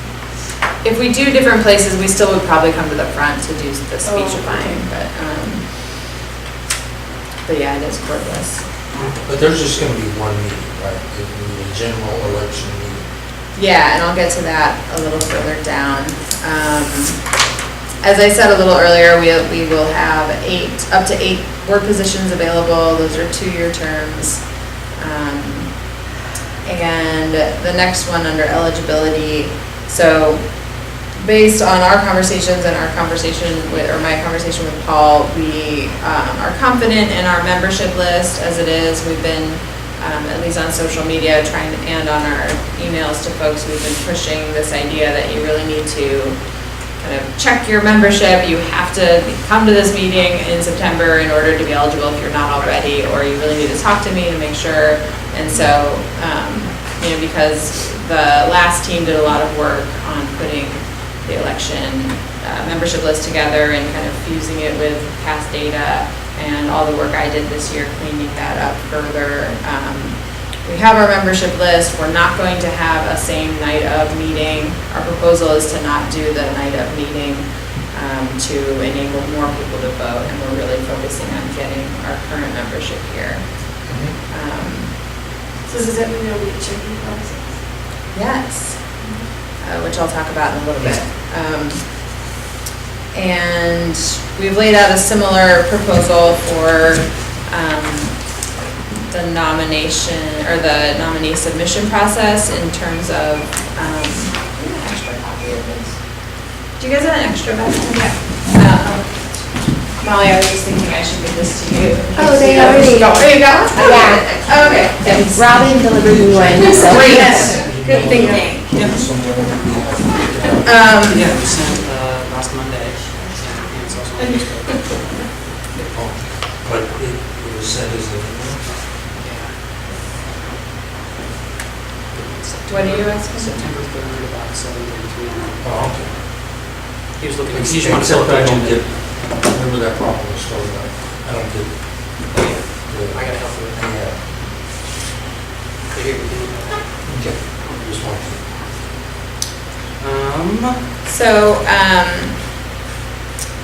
So yeah, we're thinking a similar process to what Village Portland did last year in terms of asking folks to answer a few questions. They don't necessarily have to follow that format, but they would come up with a one-page candidate statement. The election's on October 8th, and if they get it in by October 1st, then we'll put it on the website as one PDF document with everyone in the, I don't know if you guys have seen the newsletters, the past newsletters that are now on our website, but it's using this company called Issue, and you can kind of flip through the pages. And, They are doing that? What are they the doing? newsletters.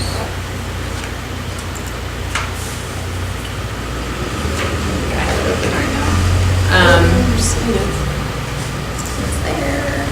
So what kind of newsletter are you talking about? So what I'm saying is we will organize the candidate statements that are submitted by October 1st and put them on the website so that people can see them. But there was a lot of last year of like people getting put up 3 days later after they sent it in because Jonathan was really busy, and there were calls that it was an unfair process. Yeah, and I guess this is kind of one of my reservations, and it kind of goes into the promotion of candidates.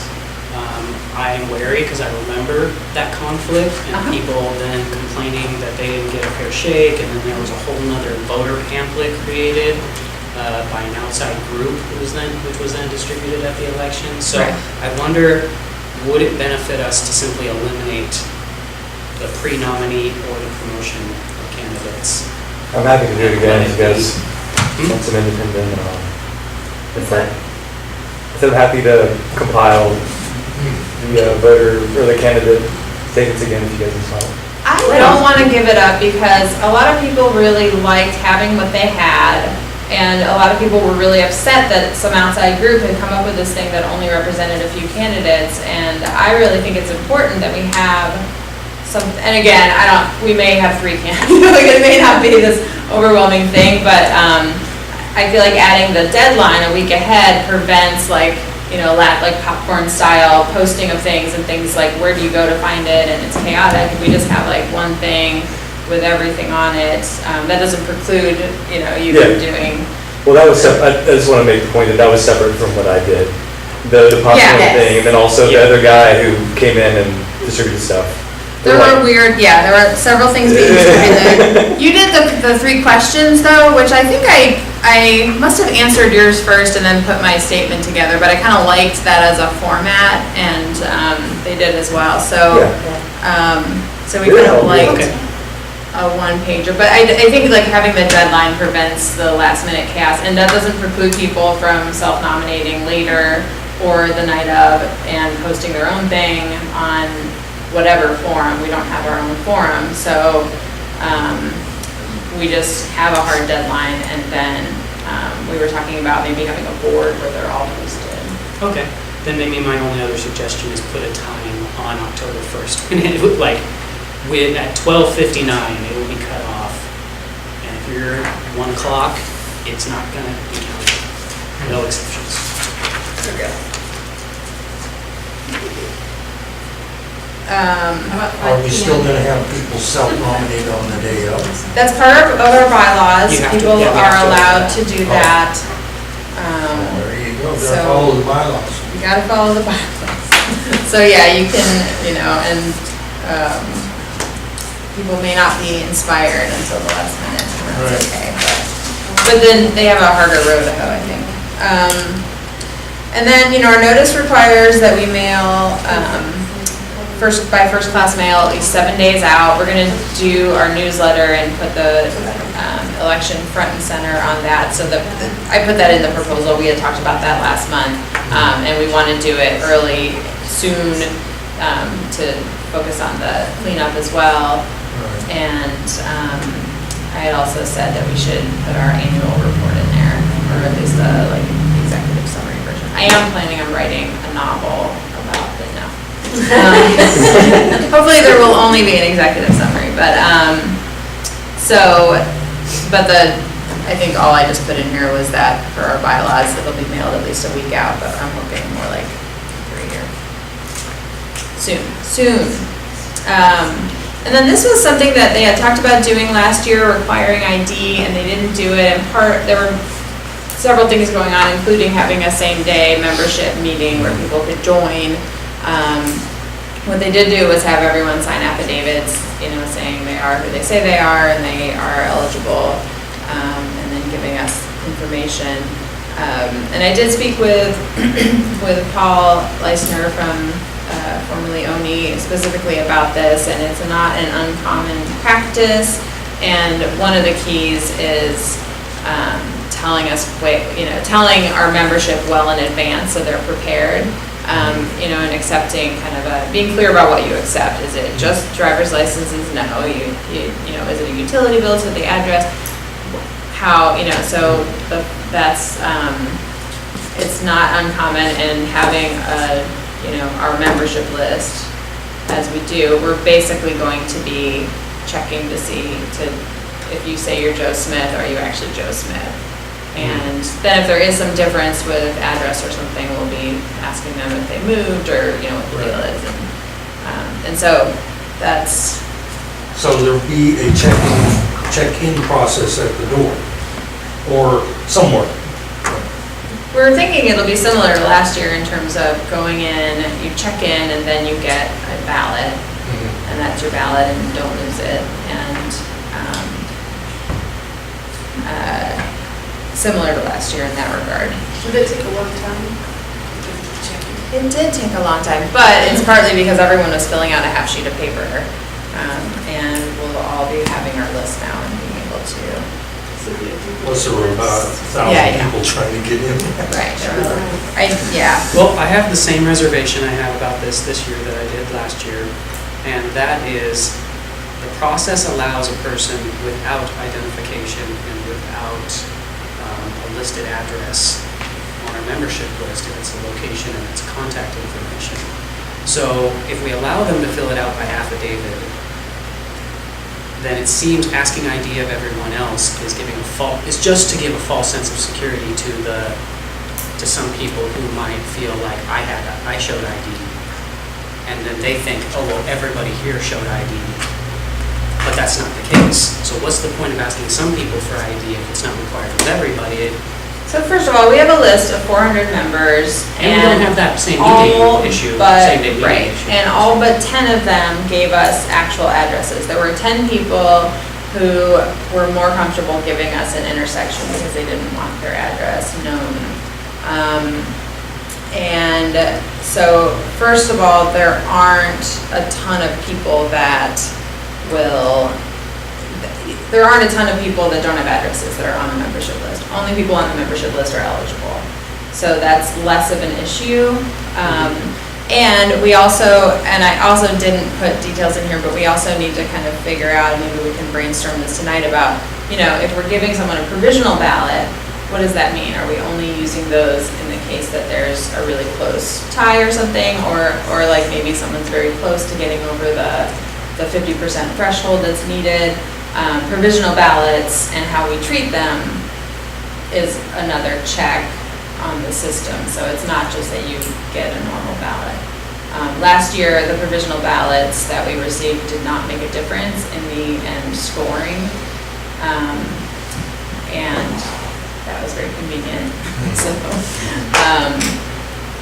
and there weren't that many, I don't remember. How about if we just have people fill out an affidavit with their name and their address and sign it? And then somewhere along the way, we'll be checking those against Why do we have to membership. make them write it all out if we already have it on a list? Okay, so what is going to be the process?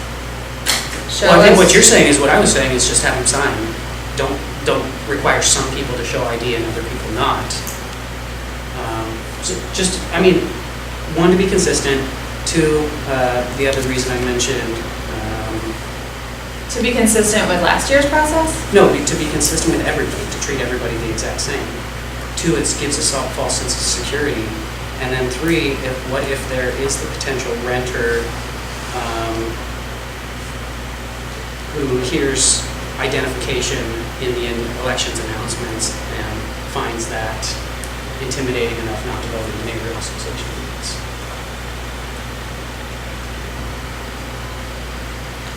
Like, my ID doesn't show where I rent, I don't pay the utility bill, so maybe they just, they're having trouble coming up with one of these things, and is that intimidating?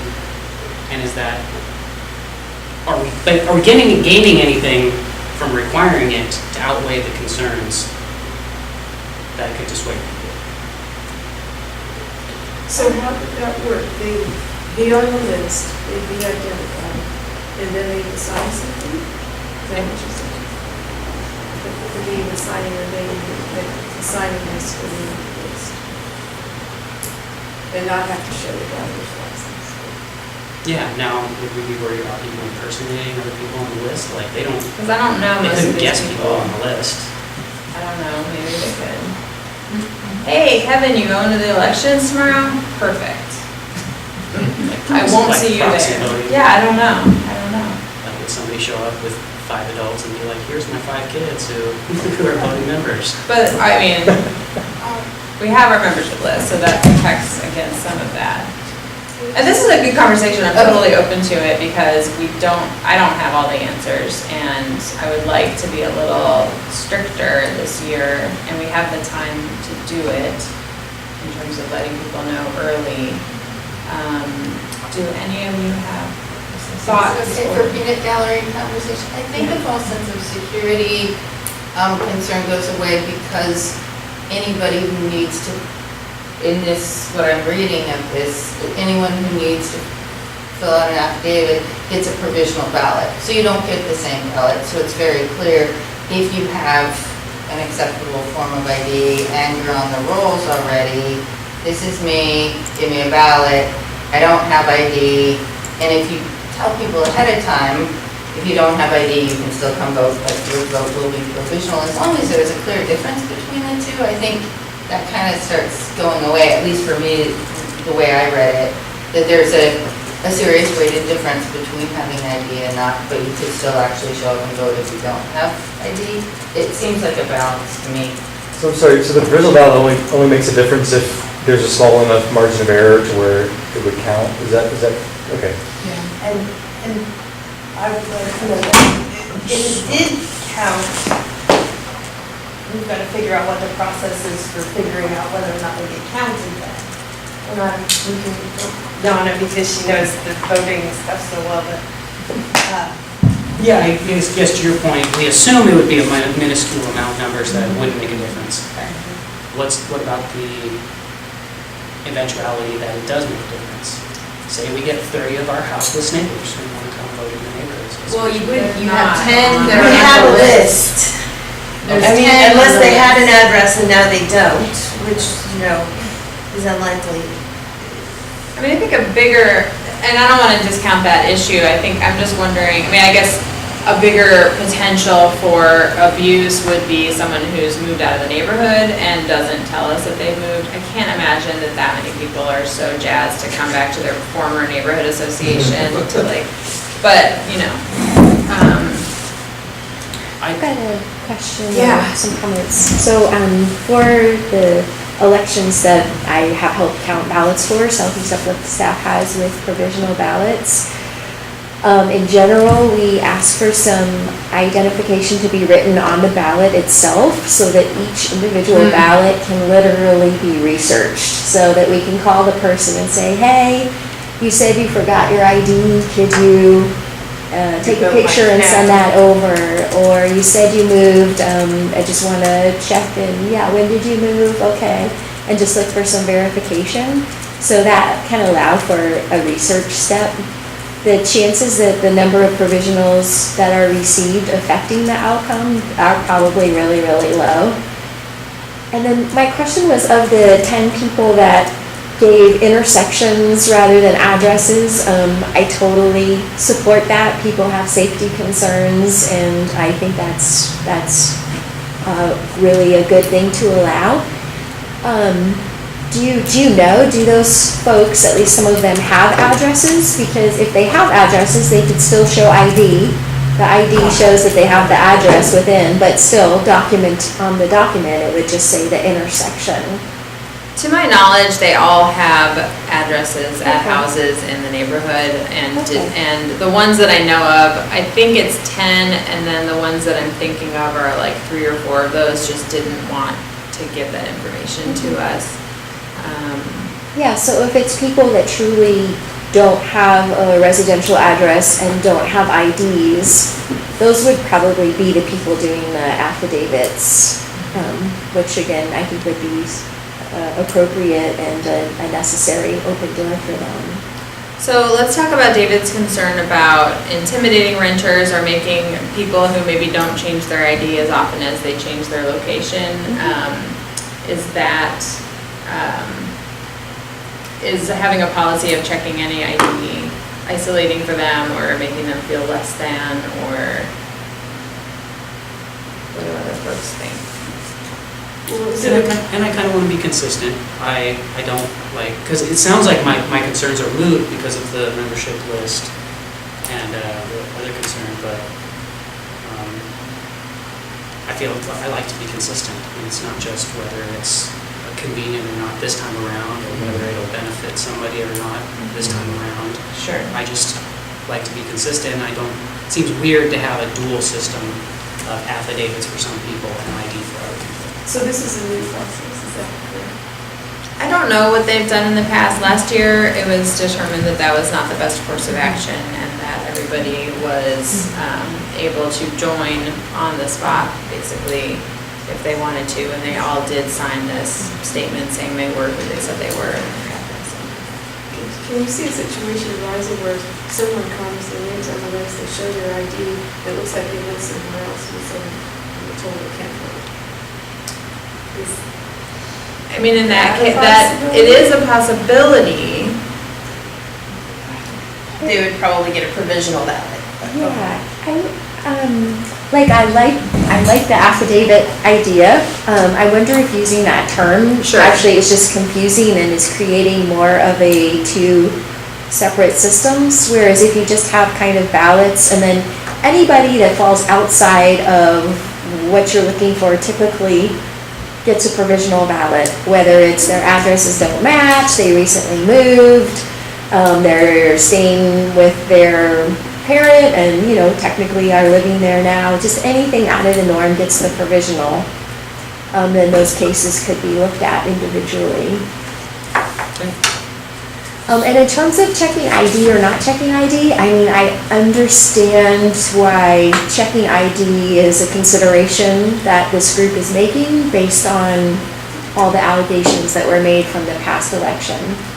Many neighborhoods don't check IDs. There's not an underlying vibe that people are trying to sneak in and get extra votes. That's not present in many neighborhoods. They don't check IDs. People just sign in and vote. And some neighborhoods do check IDs, and in that case, there's just a designated spot. If anything's not exactly lined up with the IDs, there's a whole table set up for them. It's not some kind of weird extra thing. It's normal. There's always going to be people that everything doesn't match up with. And it could be Southeast Uplift staff that are at that particular table as an idea for running that election. So just anything that was unusual, we could try to manage. So last year, because we didn't have enough time to say that we needed to see IDs, and because we didn't want to treat people differently, we decided not to check IDs, and I think we just decided that the risk of a couple of people being dishonest was worth it, and it worked out okay. If we don't have to check IDs, I think that the board should decide. It would certainly be easier to run an election if we didn't have to check IDs for a million reasons. If we have a good list, and, I guess I would just want to say, like, if somebody came in and said they were someone and I didn't think that was true, are we going to have a process for that, or are we just going to allow the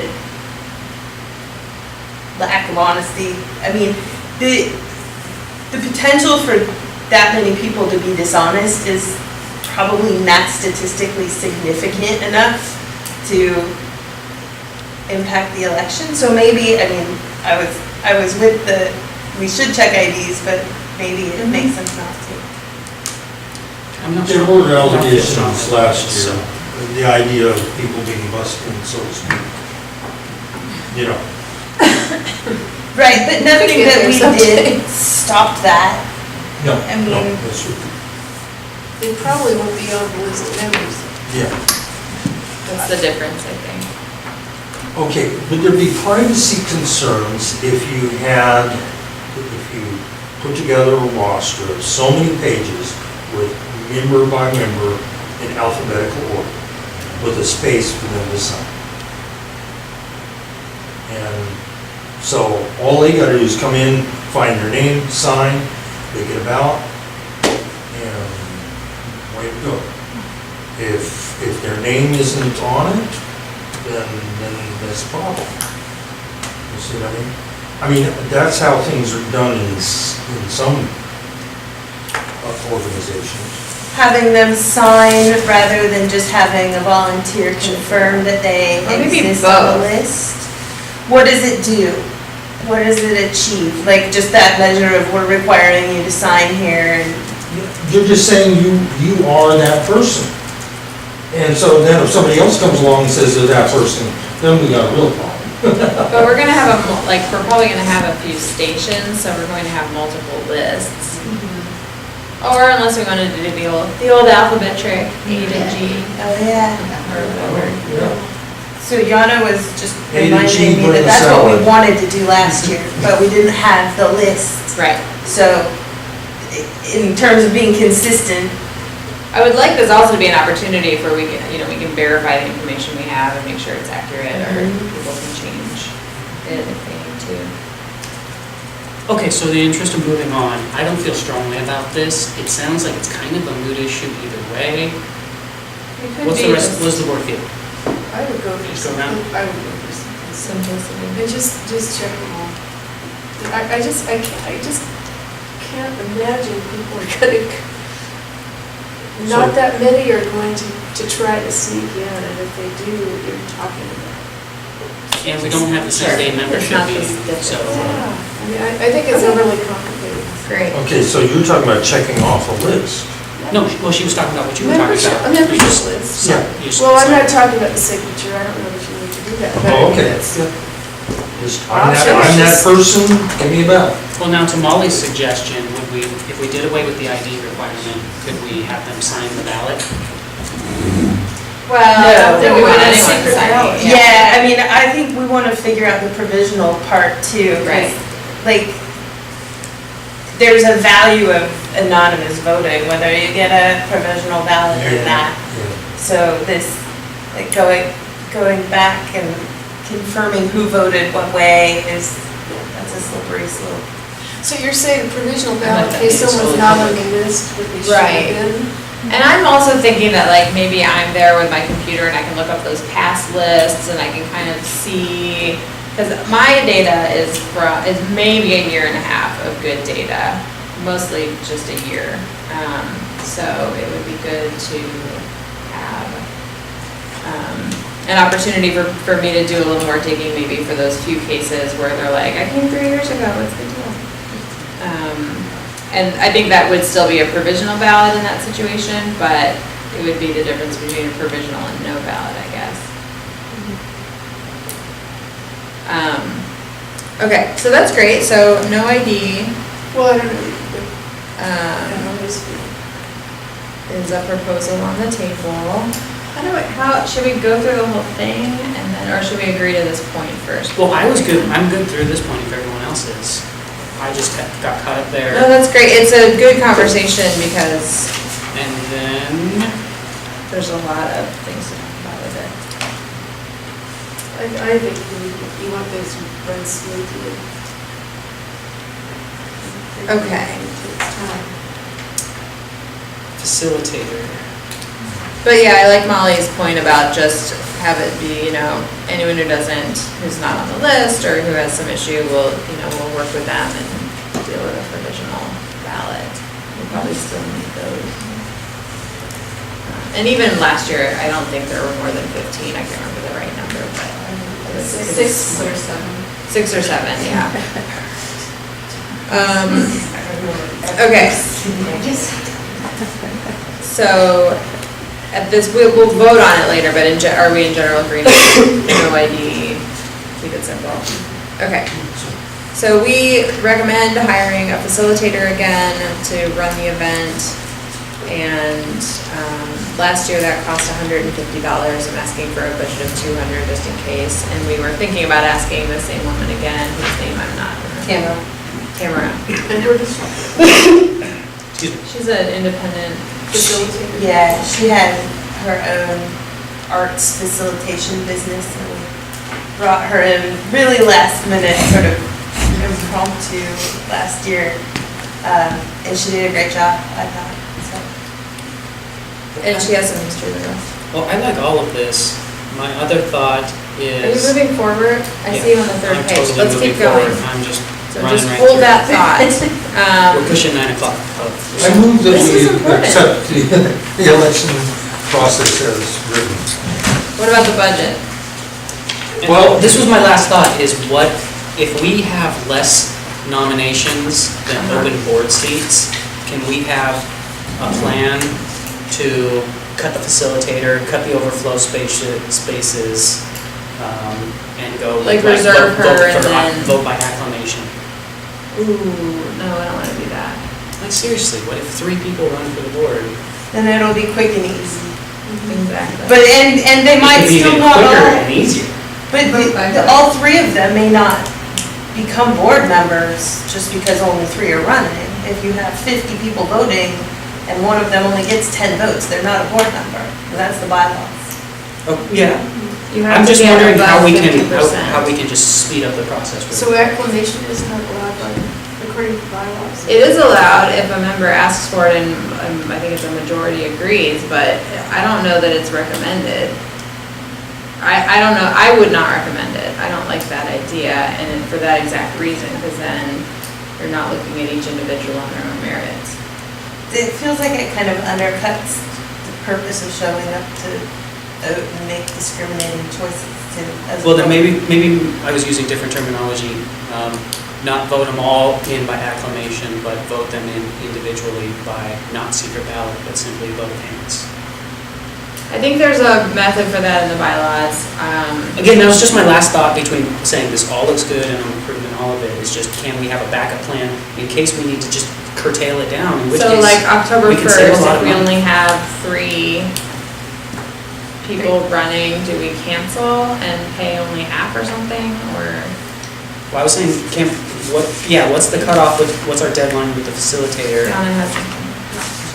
Since you have nominations from the floor on the night of, You there's just no way don't for you know. to know, which is the same problem with the ballot, right? That's You what I'm can't create a ballot that is neutral until the night of, because If there's not much going on, it will still be a fast process. We'll just still be consistent. But I also think like the facilitator is only getting paid $150 or $200. It needs to be, a deal.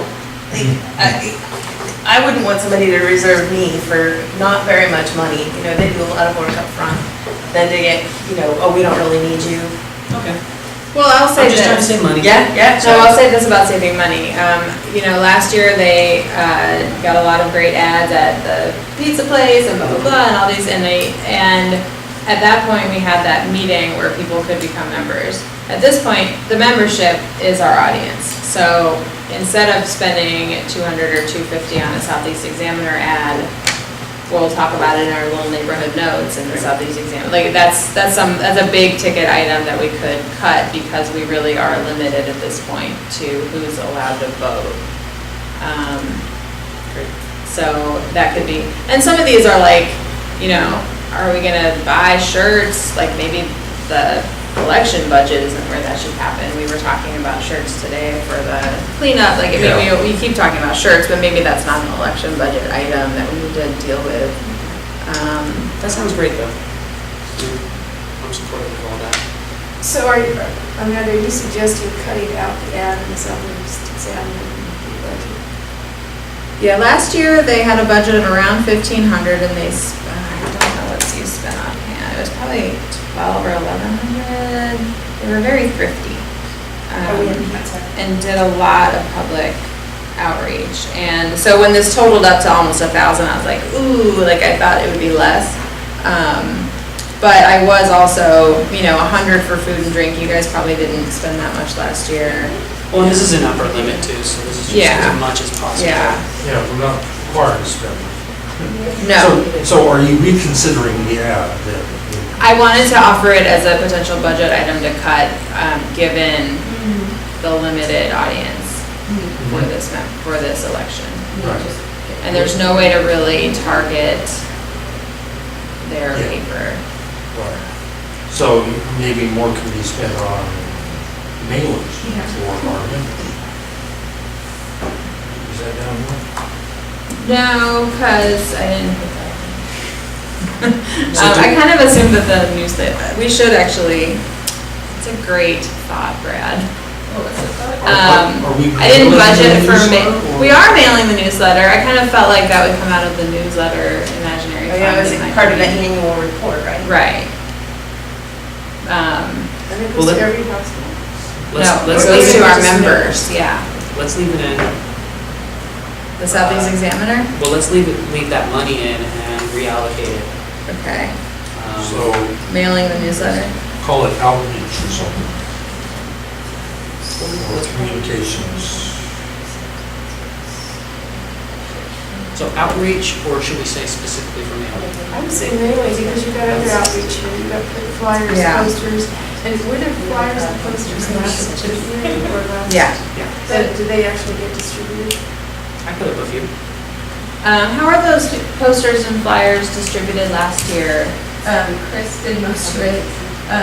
Going to businesses? Businesses, so primarily on Stark Street and then Mason area, and we posted to have different people, like David O, Brian Rose, to help distribute. David.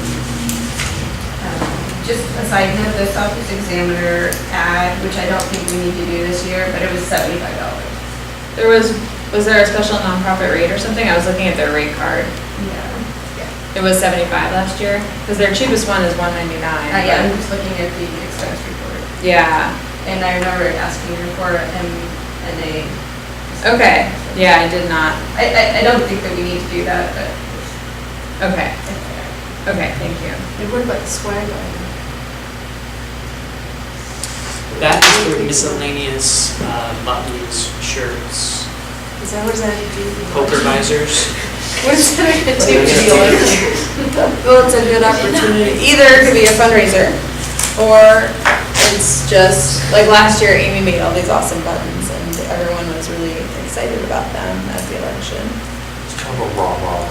Yeah. Come on, Pat. It's a party. Yeah. Okay. Are there any other additions, changes? Okay, so,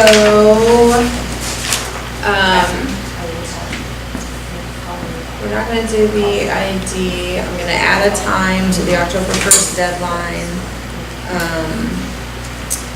In terms of provisional ballots, should I add a little statement about how those are to be handled?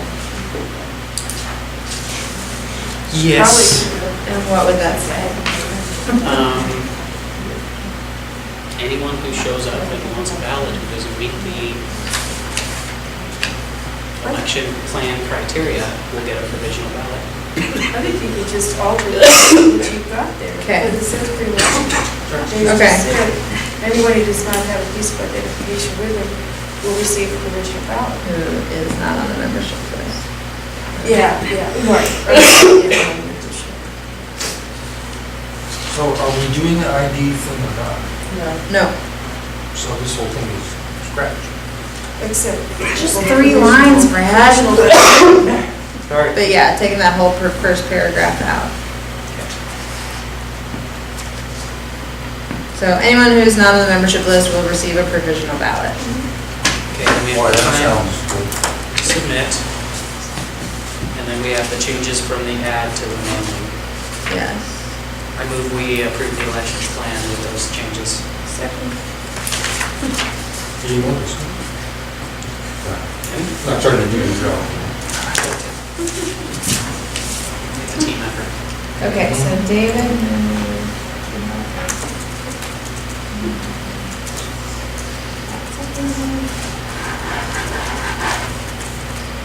All right. All See, I'm trying All to in be, favor? I'm trying, oh, yeah. It passes unanimously. Thank you, everybody. I'm trying to be useful because somebody mentioned on a post whose name I won't Oh, come mention, on. Why are you reading those posts? that all of us are useless, or We're at least useless. everybody's useless except Pat. Yeah, I doubt So- that, because you haven't.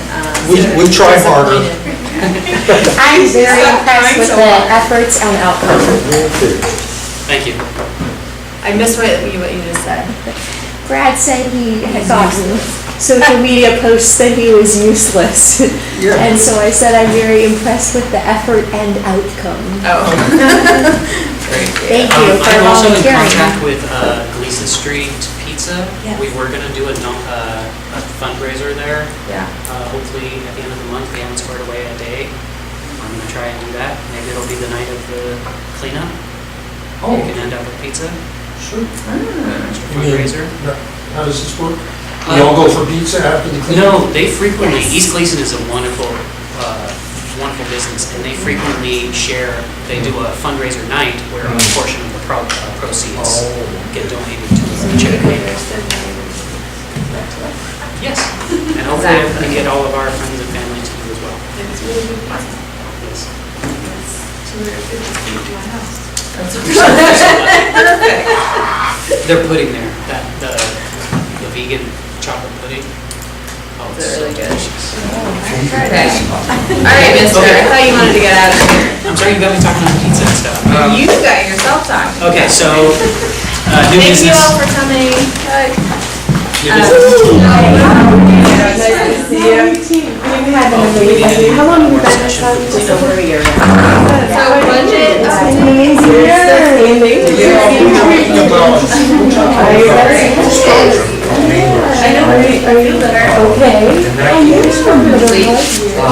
Has anybody done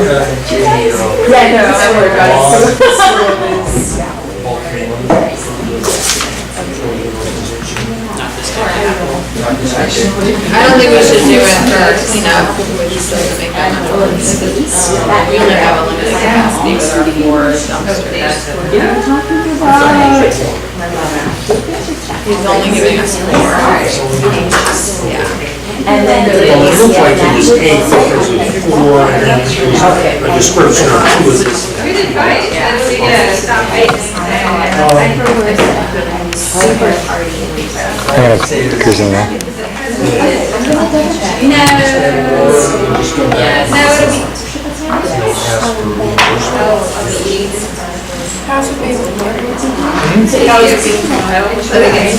We are getting this, what flyers? Facebook page, post, It was mentioned in your Southeast Examiner, so it is in the Southeast Examiner.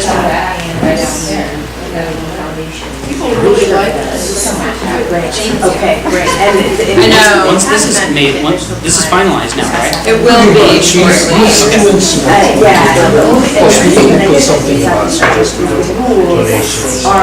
Okay, great. Well, yeah, we have to have the prices. Yeah. Then once this is ready, I will volunteer to take flex on it, just see if the footing and windows. Yeah, I like having some postcards to just hand out to the neighbors, or have it. And if we have, I'll give you the details. If we haven't, then we need paperwork. Yeah. So we're comfortable with our budget now, we'll come back later with maybe more. Great, yes. 200? Just before So, the end of the year, which. is there another examiner coming So we can go through our process before the end of the year. I'm sure I Before- did that. It was just. No. Oh, yes, then it should be fine. Yeah. I'll find it. The Southeast Examiner. All right, thank you for, yeah, great. So the September one is already out. You know, after the election, does the tribune come next in LA? Possibly. Do we know what it is? I don't. Would you like to have it? It might be, my guess was one of the I could look whole. Okay. Have you already gone through 200? No, we haven't.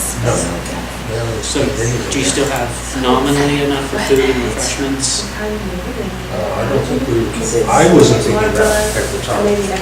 So, We need coffee and donuts. yeah. So maybe $100 for overflow.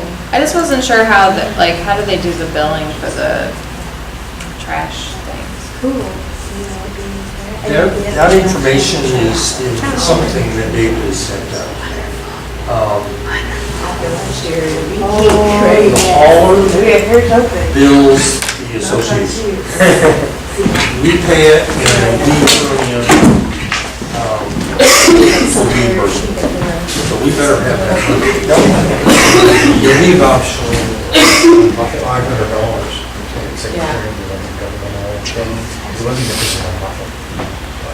Yeah, we need some more volunteers too. David is he wants to add Southeast Uplift and a few other, the church. Oh, the and sponsors, other yes, sponsors. Does that mean they get some of the proceeds? No. They get credit. Who are the sponsors? Well, the church for hosting us. Southeast Uplift does reimburse us for. Will the church advertise? The church is advertising, and they're actually going to put up a thing for volunteers, aren't they? Yeah. Yeah, well, yeah, she wanted to know the time, and so I wasn't sure. And then I was at the barber and picked up the Southeast Examiner, went to it, and found it there courtesy of Amanda. Yes, I got it in there. So she's putting up, Nicole at the church office is putting up this proposal. And so, maybe I'll call her this week and find out how many they do. Anybody want to draft newsletter? You sent one out. I think the front should be all about the election. Yeah. And is there missing content? Because there's one page that is kind of blank. That's where I wanted to add about the homelessness and the housing forum. But I can cut that down, move my message there, and make the front page about the elections, or some combination of that. Go ahead and keep talking, I'm just picking stuff up. Quick update on the legal stuff. So finally, between Molly's emails and my plaintiff email that I did to the insurers, they finally responded after 3 months and are sending checks. So we still are out $1,500, and we still owed our attorney $2,000 that we were waiting for the insurance to pay. And So that is, we're like really close to wrapping all of that up. That So would be great. those two houses. The insurance has all the bills and they supposedly, you haven't gotten it yet, have you? I Not hope to your it comes one day. Yeah. So, and I'm gonna be like, I want this done before I'm done, so they need to get in gear and finalize that. So we'll have all our money back.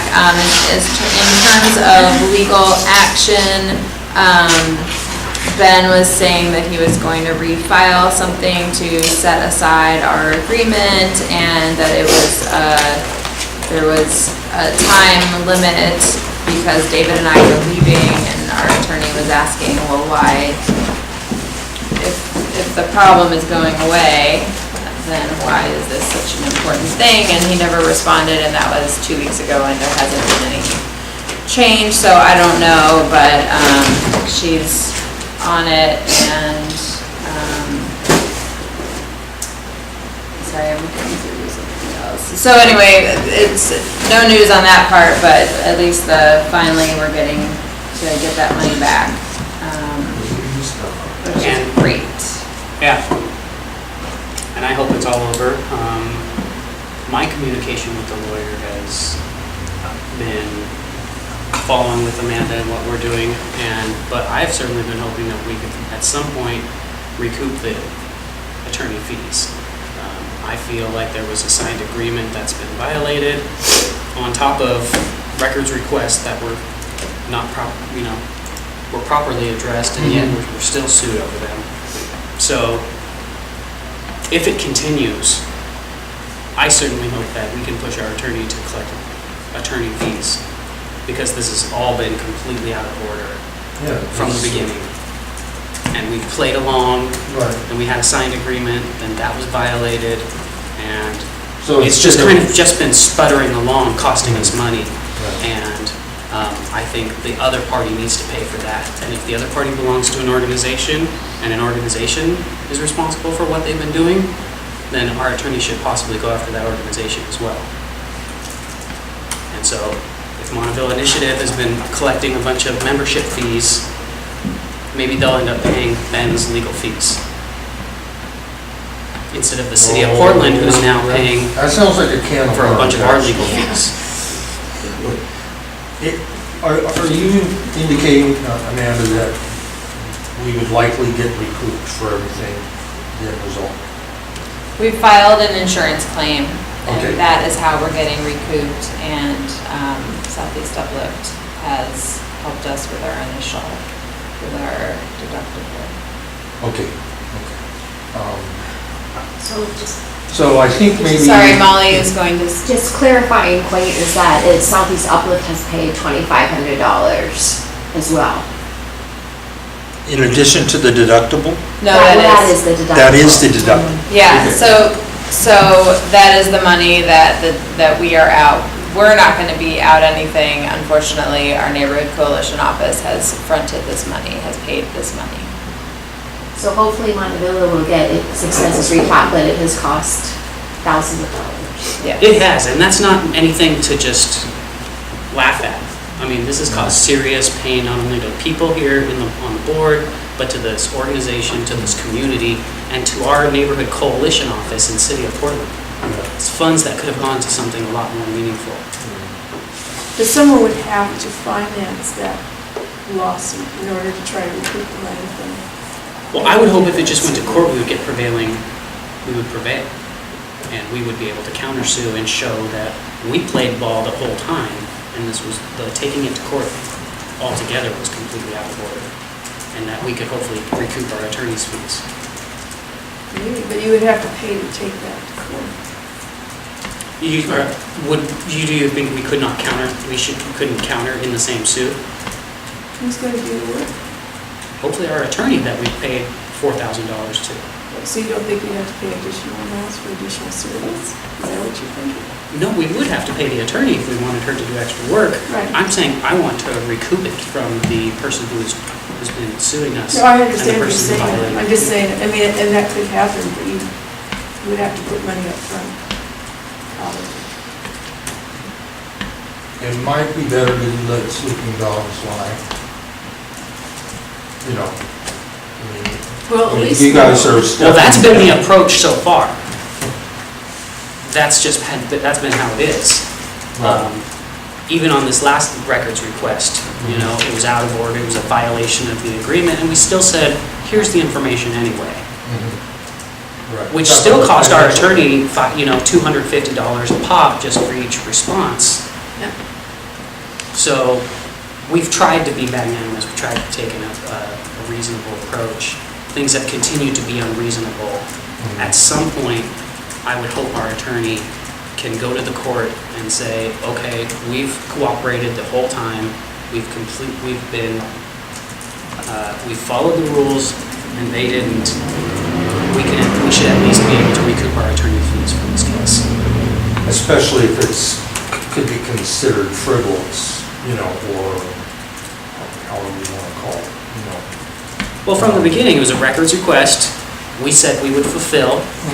And what else was found out of order and not to conform with the public records laws. They said, give us more records or we'll sue. We said we will take this under consideration and talk with Southeast Uplift and the City of Portland and best respond to your records request, and they followed through with their threat to sue. So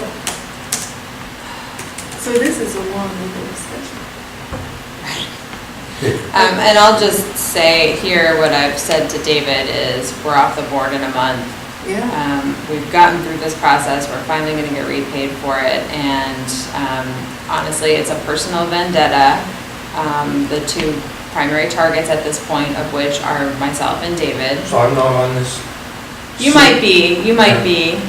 We'll see. And you might be the next target. Yeah. Right, Probably. so, you know, and I certainly have listened to our attorney's advice on this, and she's been very upfront about what she thinks is appropriate and what is the cheap way to go and what is the winnable strategy, and that's what we've been doing. And unfortunately, our system is set up so that people can cost you a lot of money by using the legal system against you, even when you've done nothing wrong. And you know, this is not my first time going through something like this with somebody who, in a legal setting, and honestly, like this is us getting off easy. Like this is, you know, we had insurance, we've got a wonderful supporter in our coalition office. Like, we're not bankrupt, we're not personally liable, and, you know, I don't know. So who will be on the new board that will have a memory of this? We're not leaving the neighborhood. Well, I understand, but I mean, I wanted to bring it up under new business, but I'm worried about the transition. Yes. We, you know, like I said earlier, it's been my commitment being on this board for the year that I'm setting up the new board with more of that institutional structure and knowledge. And, you know, in terms of this legal matter, I literally have a binder I can give you, and I can point out the important parts of, like, this is how it all went down. You don't want to get that much detail into it, but yeah, it's. But I mean, without that background, right? You're like starting from scratch. Well, the information will be available. Is that correct? Okay. And I've been here through most of it. And have you been? How is the bylaws committee going? Well, so we decided at some point, did I talk about it here? Yeah, we talked about it last month. Yeah, that we're not, but, you know, we had a great conversation in June about a few of the issues about quorum and number of members, and we kind of were like, there were good arguments, and, you know, there wasn't really like a clear, like, this needs to change. And so, you know, I was gone in July, and really my focus turned to this elections group, and the people, Lucia and Amy were both the other people working on the bylaws thing, and so we kind of figured, let's focus on the process for the election and just work on those details rather than kind of looking at the bylaws again at this point. Right. And what has come up in all this discussion has not been bylaw. Well, okay, the bylaws are mentioned, but more often than not, it's board policy. And I I think maybe we need to start our new, our new board with a set of board policies, and whether they're ones that we already have, or, all we need to do is bring them here and vote on them. The ones that Ben gave us? Not necessarily those, just, Because the ones that are already adopted should be part of any future binder, like our code of conduct. We do have a decision-making policy that was in my files, my MNA files, so that is, so we have a couple, and we don't have maybe all, but. To me, they're like guidelines. Right. And each board can adopt them, alter them, change them, or completely disregard them. What we have to follow is the bylaws. And if it's not in the bylaws, then it's a guideline. And so I don't think we need to be concerned about past board members or other people saying, this was a board policy, I'm going to hold you to it. Right. We can say, that was nice, that was your policy. We have our own policies. Right.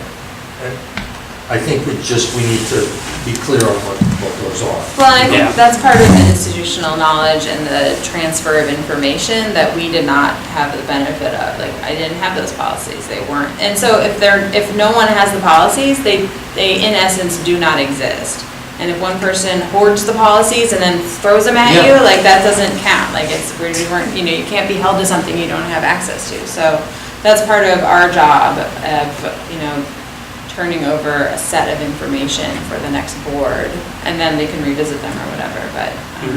Like, technically, we have a long code of conduct because we adopted it in November or December.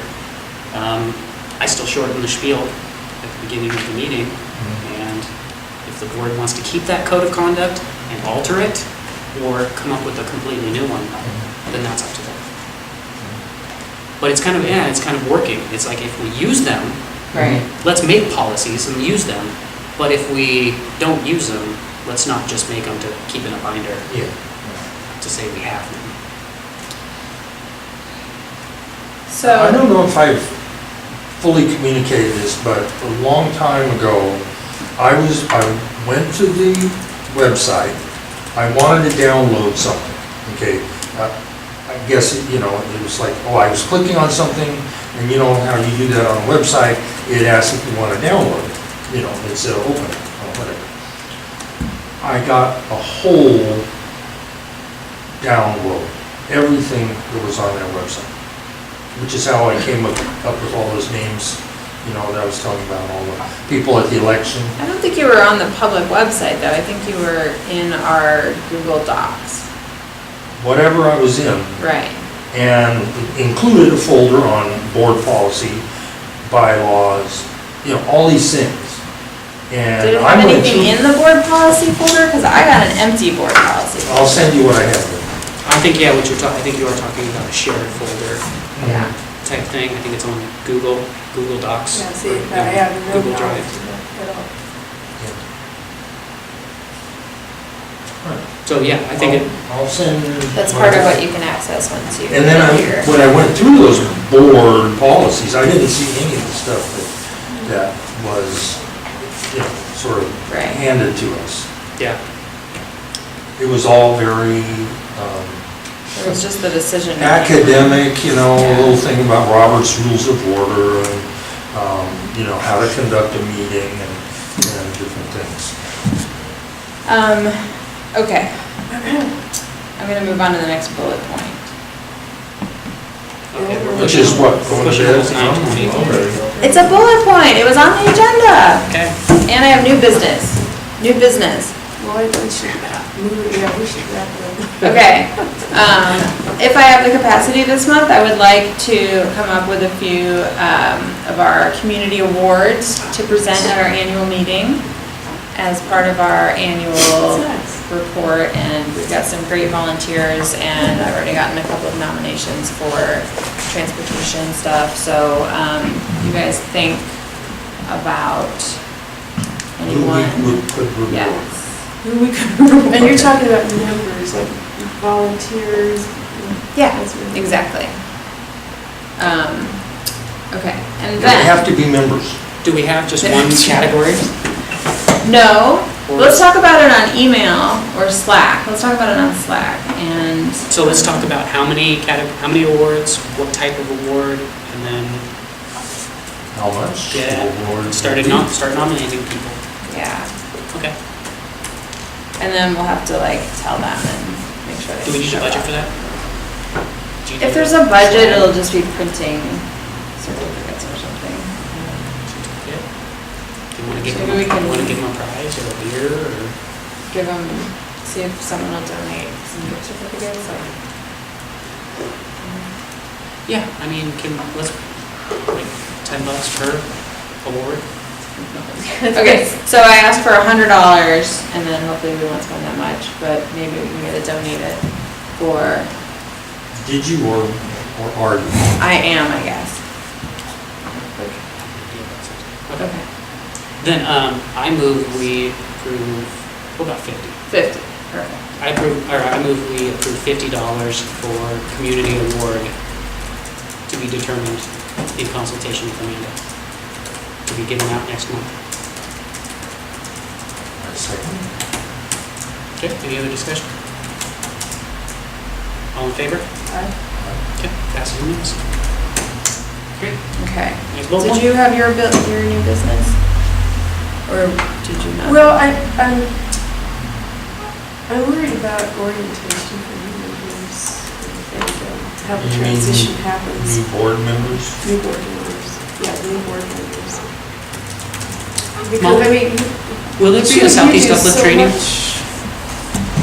I believe that we will have one, yes, because there's 2 neighborhoods that have elections in the fall, so I think we will have a fall one. We could also come just do one with you all. In November, maybe? Yeah, Yeah. first meeting. Great, that would be great. That's a good suggestion. Schedule committee. And I would like to tie on to that, something Brad and I were talking about, which is like the tech aspect of it. Yeah. Because 10 years ago, I used to think I was totally tech savvy, and now this time around, it's completely over my head. So having time to sit down and make sure everybody's signing into everything, making sure they can pull up their Gmail, their Gmail for the neighborhood, in addition to their regular on their phone if they need to. I'd really like to allocate some time, because this whole year has just been ad hoc doing that kind of stuff. And it just And kneecaps you, it's just. only one person can edit the website, and then you have to check up on somebody else. And, yeah, it's a You're nightmare, begging so- someone for access and they give it to someone else over and Yeah. over again, because obviously you're not trustworthy.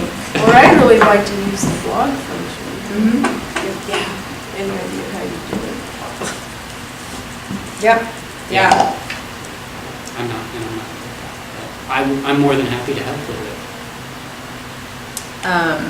So, I'm not jumping off a cliff. You guys succeeding is where I can feel good about what I did. I'm not interested in abandoning the group. So, I'm available, and yeah, the transition of knowledge is like of key importance to me. And also the records, that's part of the institution memories. Right. That stuff, which I think you have. Right. And yeah, you can go a whole year and just barely have 2 minutes to actually go through it. Yeah. Basically with just some time to like skim it once, maybe add something at the end, and the rest of the year just gets, things just get away from you. It'd be nice if you had a home. What, the minutes or? All the documents, Yeah. paper, all the physical documents. Sometimes it's stored here. I'm not sure how long we're going to be able to depend on having a free web space here. I've heard some things are stored at Southeast Uplift, although that can possibly, that's hard to access, it's way down there. Who knows how much space they have available, but yeah, it would be better if the chair wasn't just lugging it around or keeping it in the basement or something like that. I got a box from Lou Shoal of like all late 2000s land use stuff. And access to some more files that I didn't have, so, yeah. bringing this all together and keeping the important bits. I'll write that down. I'll think about that. Keep the how to keep the records together and make sure they're easy transition to the next board. Do you have a feeder scanner? You know, something just... No, I only have put on the plate, put on the glass. I have a feeder scanner. Feeder, but it doesn't line. It's called Scan Snap.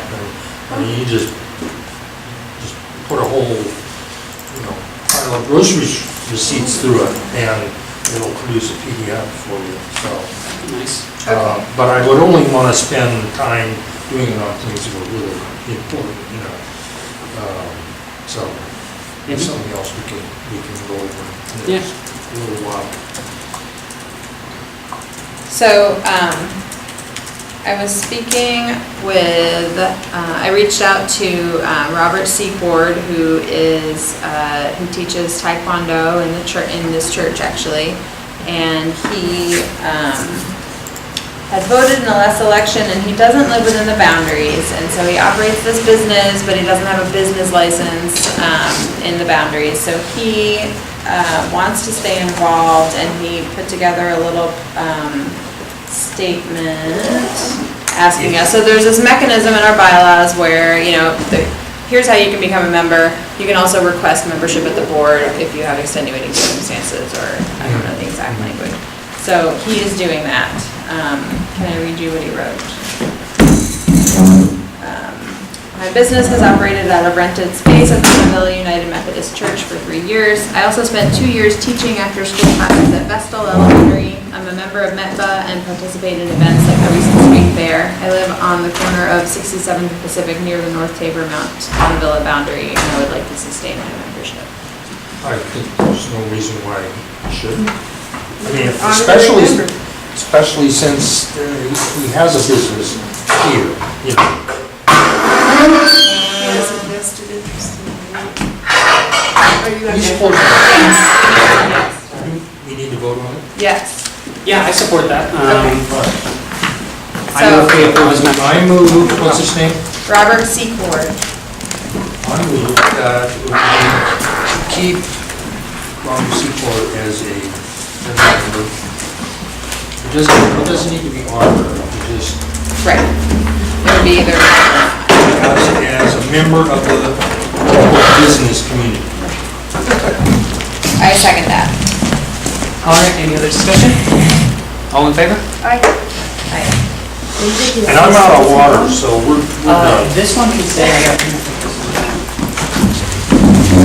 I'm sorry, I was just cleaning up a little bit. We got another agenda item?